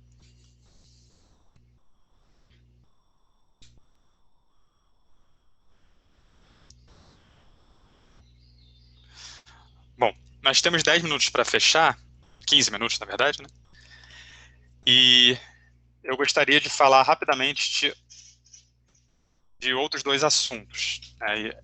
Na verdade, bem rapidamente, só para a gente ter uma pincelada e a gente poder conversar ao final ou mais à frente nos nossos plantões sobre para aprofundar esses assuntos. Então, o primeiro deles é a própria eficiência e o segundo é a governança, como eu tinha falado. Em termos de eficiência, rapidamente, né, qual é a diferença que a gente vem falando aqui, principalmente nesse último ponto da gestão sustentável, entre corte e eficiência?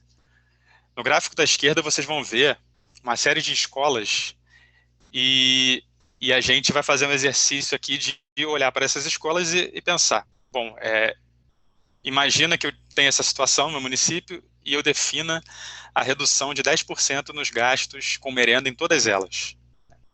Aí a gente vai ver que a escola A, que tem um gasto muito elevado, vai reduzir 10%, 240 mil mais ou menos. A escola B vai reduzir 50 mil e assim por diante. Então eu defini uma régua ali, né? Uma régua não, desculpa, um patamar de redução igual para todas elas. Só que quando eu vou ver pela visão da eficiência, na verdade a escola A, que ali aparentemente tem o pior gasto, ela tem a maior eficiência. Então, muito provavelmente por ela ter um número de alunos muito elevado, vários turnos, ou alguma situação em termos de logística, né, uma escola rural mais afastada, ela tem o melhor gasto por aluno. Enquanto a escola G, que aparentemente era menor, a melhor, né, com 200 mil de gasto com merenda, ela é a pior em termos de eficiência. Provavelmente esses 200 mil atendem muito menos pessoas. Então, a essência do pensamento da eficiência é isso. Eu preciso ter formas adequadas de identificar a eficiência e a ineficiência. E uma das melhores formas é eu sempre parametrizar minhas contas. A gente observa muito nas prefeituras a avaliação do orçamento por si, né, do valor da conta por si. Aumentou 1 milhão, reduziu 1 milhão, mas é importante saber 1 milhão em cima do quê? O que gera esse gasto? Né? Se eu estou falando de merenda, o que gera o gasto é o aluno. Eu tinha um gasto de 1 milhão com 100 mil alunos. Passei a ter um gasto de 1 milhão e 100 com 110 mil alunos. Então não mudou nada. Na verdade, não aumentou em termos de eficiência. Né? Então, esse é o primeiro ponto crítico para a gente poder implementar uma sustentabilidade financeira e avaliar a questão financeira de forma mais sustentável. O segundo ponto é como eu identifico as ineficiências. Então, eu falei aqui de ter um indicador correto, mas além do indicador, eu preciso ter referências. Então, vocês veem no exemplo anterior. A escola A, que supostamente era a que tinha maior gasto, ela, na verdade, é a referência para todas as outras. Ela tem o melhor gasto por aluno. Então, identificar os melhores gastos ou as melhores receitas sobre um determinado parâmetro é a melhor forma de identificar ineficiências. Uma vez que eu tenho uma referência aqui que me mostra que a escola 5 e a escola 4 estão bem, ou seja, elas estão abaixo da referência em termos de valor de gasto sobre a matrícula, eu sei que nas escolas 1, 2 e 3 eu tenho oportunidades de melhorar aquele desempenho, ou seja, nesse caso, de reduzir o gasto. Tá? E o terceiro ponto é eu conseguir fazer isso de forma contínua. O Eduardo comentou que ele está preparando os sistemas de informação dele para dar dados no nível de subelemento, né, dar dados mais estruturados para que ele possa fazer acompanhamento. E isso é um bom exemplo. A gente precisa preparar nossos sistemas, nosso acompanhamento orçamentário, ou a forma pelo qual a gente avalia nossos orçamentos, para nos dar dados que nos permitam ver os problemas, né? Ou seja, ver se eu estou abaixo ou acima da eficiência que eu pensei em estar. Não basta no mês a mês eu acompanhar o gasto para ver se ele está subindo, eu preciso saber se ele está subindo, mas meu parâmetro também está aumentando. Se eu estou gastando mais com mais pessoas, né? Se eu estou gastando mais com menos pessoas, é um problema sério, né? Mas se eu estou gastando mais com mais pessoas, não necessariamente. E o segundo ponto de monitorar é eu reconhecer os desvios. Tem meses que eu vou estar abaixo daquilo que eu pensava, daquilo que eu queria fazer. Então, por exemplo, no gráfico da esquerda a gente tem aqui um gráfico de ganho, quanto eu estou conseguindo reduzir no mês a mês. No primeiro mês, reduzi 76 mil, no segundo, 160 e assim por diante. Chegou em fevereiro, no sexto mês, eu perdi 32 mil. Então, eu tenho que abrir aquilo ali, por que eu perdi, né, e fazer um novo plano. Como é que eu recupero aqueles 32? Porque, como a gente vê no gráfico da direita, ao longo do tempo, eu vou conseguir uma economia, mas eu preciso ir ajustando no mês a mês, ou no semanal, né, no ciclo semanal, aquilo que eu venho perdendo, para que eu não descontrole o resultado final. E aí, como é que é uma boa forma de fazer isso, não só em relação a finanças, mas em relação a todos os indicadores da prefeitura? É eu ter uma boa governança implementada. Tá? Governança primeiro, eu preciso ter os responsáveis, preciso ter um comitê definido, esse comitê precisa ter metas e planos com as quais trabalhar, né? Então, aqui eu defini um exemplo de como é que pode se formar esse comitê. Vocês vão ver que aqui tem a prefeita, os responsáveis da Agenda 100, os responsáveis dos projetos críticos e os responsáveis das áreas, né? Principalmente das áreas com maior criticidade para o plano de governo e com maiores gastos. Então, o comitê é basicamente isso. Qual é a estrutura? Quem são as pessoas que vão se reunir a cada encontro de governança? Preciso ter um calendário de reuniões. Então, vocês estão vendo aqui um exemplo de reunião semanal, reunião quinzenal e reunião mensal. Essas reuniões têm objetivos diferentes. Semana a semana eu avalio a execução. Então, quando a Tatiana trouxe o exemplo da cidade dela, na verdade, do caso dela é diário, mas eu posso fazer semanal ou diário, né? A ideia aqui é fazer uma periodicidade menor do que as reuniões com prefeitos, com secretários. Mas nessa periodicidade pequena, seja diária ou semanal, eu vou avaliar a execução. O que eu estou conseguindo executar, o que eu não estou conseguindo, como é que eu estou em termos daquilo que eu esperava realizar naquele período. Já em reuniões de uma periodicidade média, por exemplo, quinzenal, que são reuniões que eu já vou envolver secretários e já vou ter, provavelmente, aspectos que eu não consegui resolver nas reuniões semanais ou diárias, o foco é outro. Eu vou avaliar as prioridades daquele período. Então, tudo que eu não consegui resolver, ou novidades, novas demandas que apareceram, eu vou avaliar ali. Secretário, não conseguimos resolver o contrato X. Conseguimos todos os outros 9. Esse aqui a gente não conseguiu. Vamos bolar uma estratégia para esse ponto, porque ele depende de uma série de decisões que nós não conseguimos tomar. E na reunião mensal, que é uma reunião que fecha um ciclo de governança, eu vou tomar decisões em relação a prioridades do período maior, né? De repente do próprio ano ou do plano de governo, e posso sair dela com revisões de metas, revisões de planos, ou simplesmente continuidade. Vamos continuar fazendo o que a gente está fazendo, que está dando certo. O essencial aqui é o seguinte: esse cronograma e esse processo de governança, ele é da esquerda para a direita.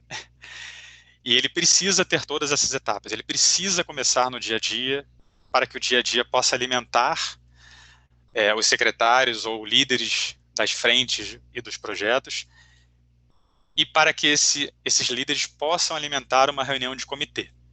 Se eu tiver apenas uma estrutura de pessoas definidas, e não um processo definido, que vai fazer a gestão das informações que são críticas, eu vou ter menos probabilidade de sucesso na minha governança. Então, a estrutura é tão importante quanto o processo. Tenham calendários de reuniões e façam cumprir esses calendários. E por último, como a gente falou lá no caso da eficiência, não adianta eu ter estruturas e calendários e processos de governança se eu não tiver boas informações, boas discussões e método para abordá-los, né? Se eu não trouxer para uma reunião de governança uma visão de como o meu projeto está, se está bem ou está mal, tanto faz ter a reunião ou não, eu não sei o que avaliar. Então, dados e fatos, eles são a matéria da governança. E aqui eu estou falando não só de sistemas complicados, aplicativos, eu estou falando de um acompanhamento, né, se eu estou conseguindo realizar as tarefas ou não. Também é um dado e um fato relevante para a governança. No limite, se eu tiver sistemas que me ajudem, é a melhor situação. Mas se eu não tiver, eu não preciso deixar de fazer a governança por causa disso. Eu posso gerar dados e fatos que me ajudem. Ok, pessoal? Aqui a gente termina o conteúdo, e aí eu queria entender se vocês têm mais algum comentário sobre a questão da gestão financeira, a questão da governança, ou as duas, ou se a gente vai partir para o nosso encerramento.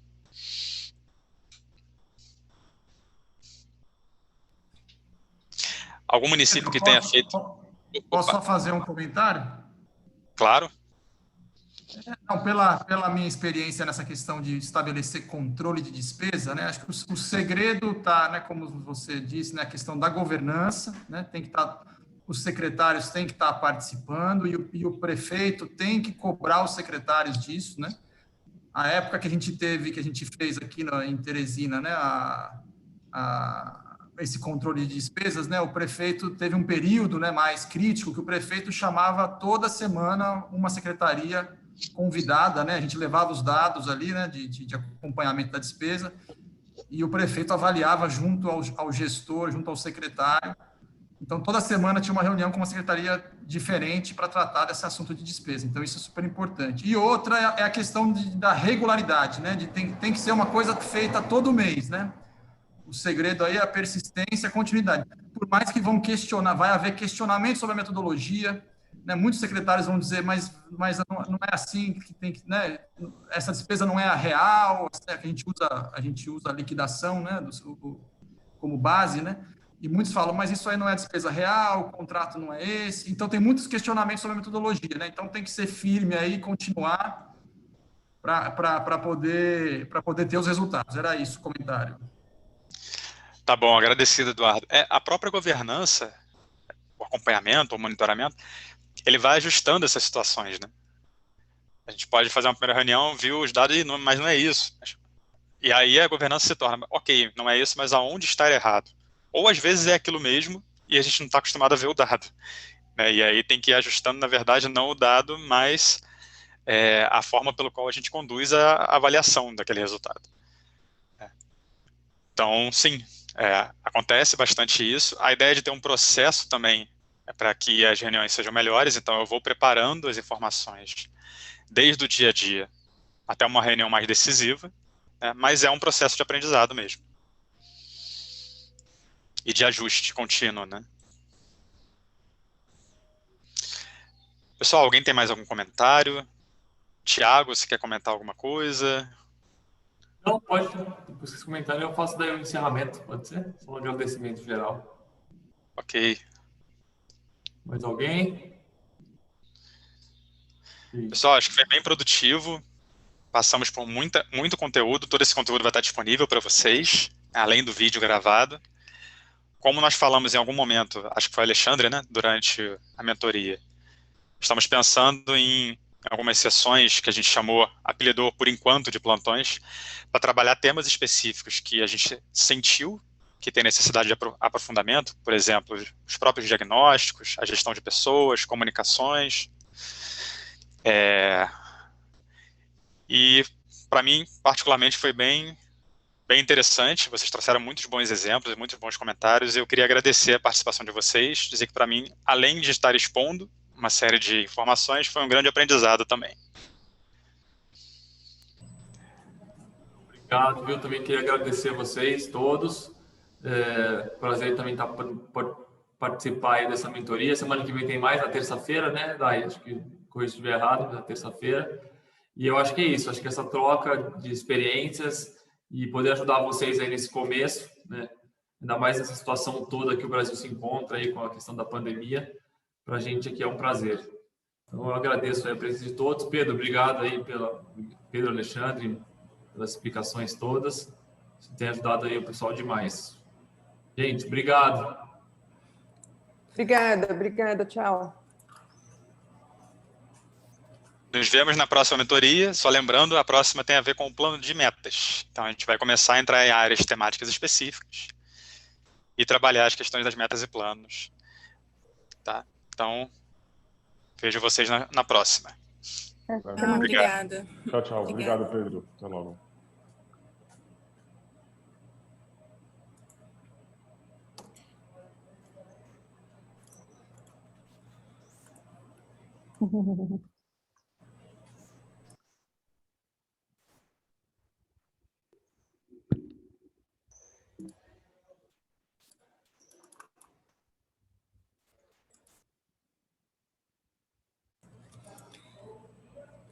A gente está pensando em mandar uma avaliação, Pedro, para sentir como que foram essas 3 primeiras e ver como que a gente adapta alguma coisa.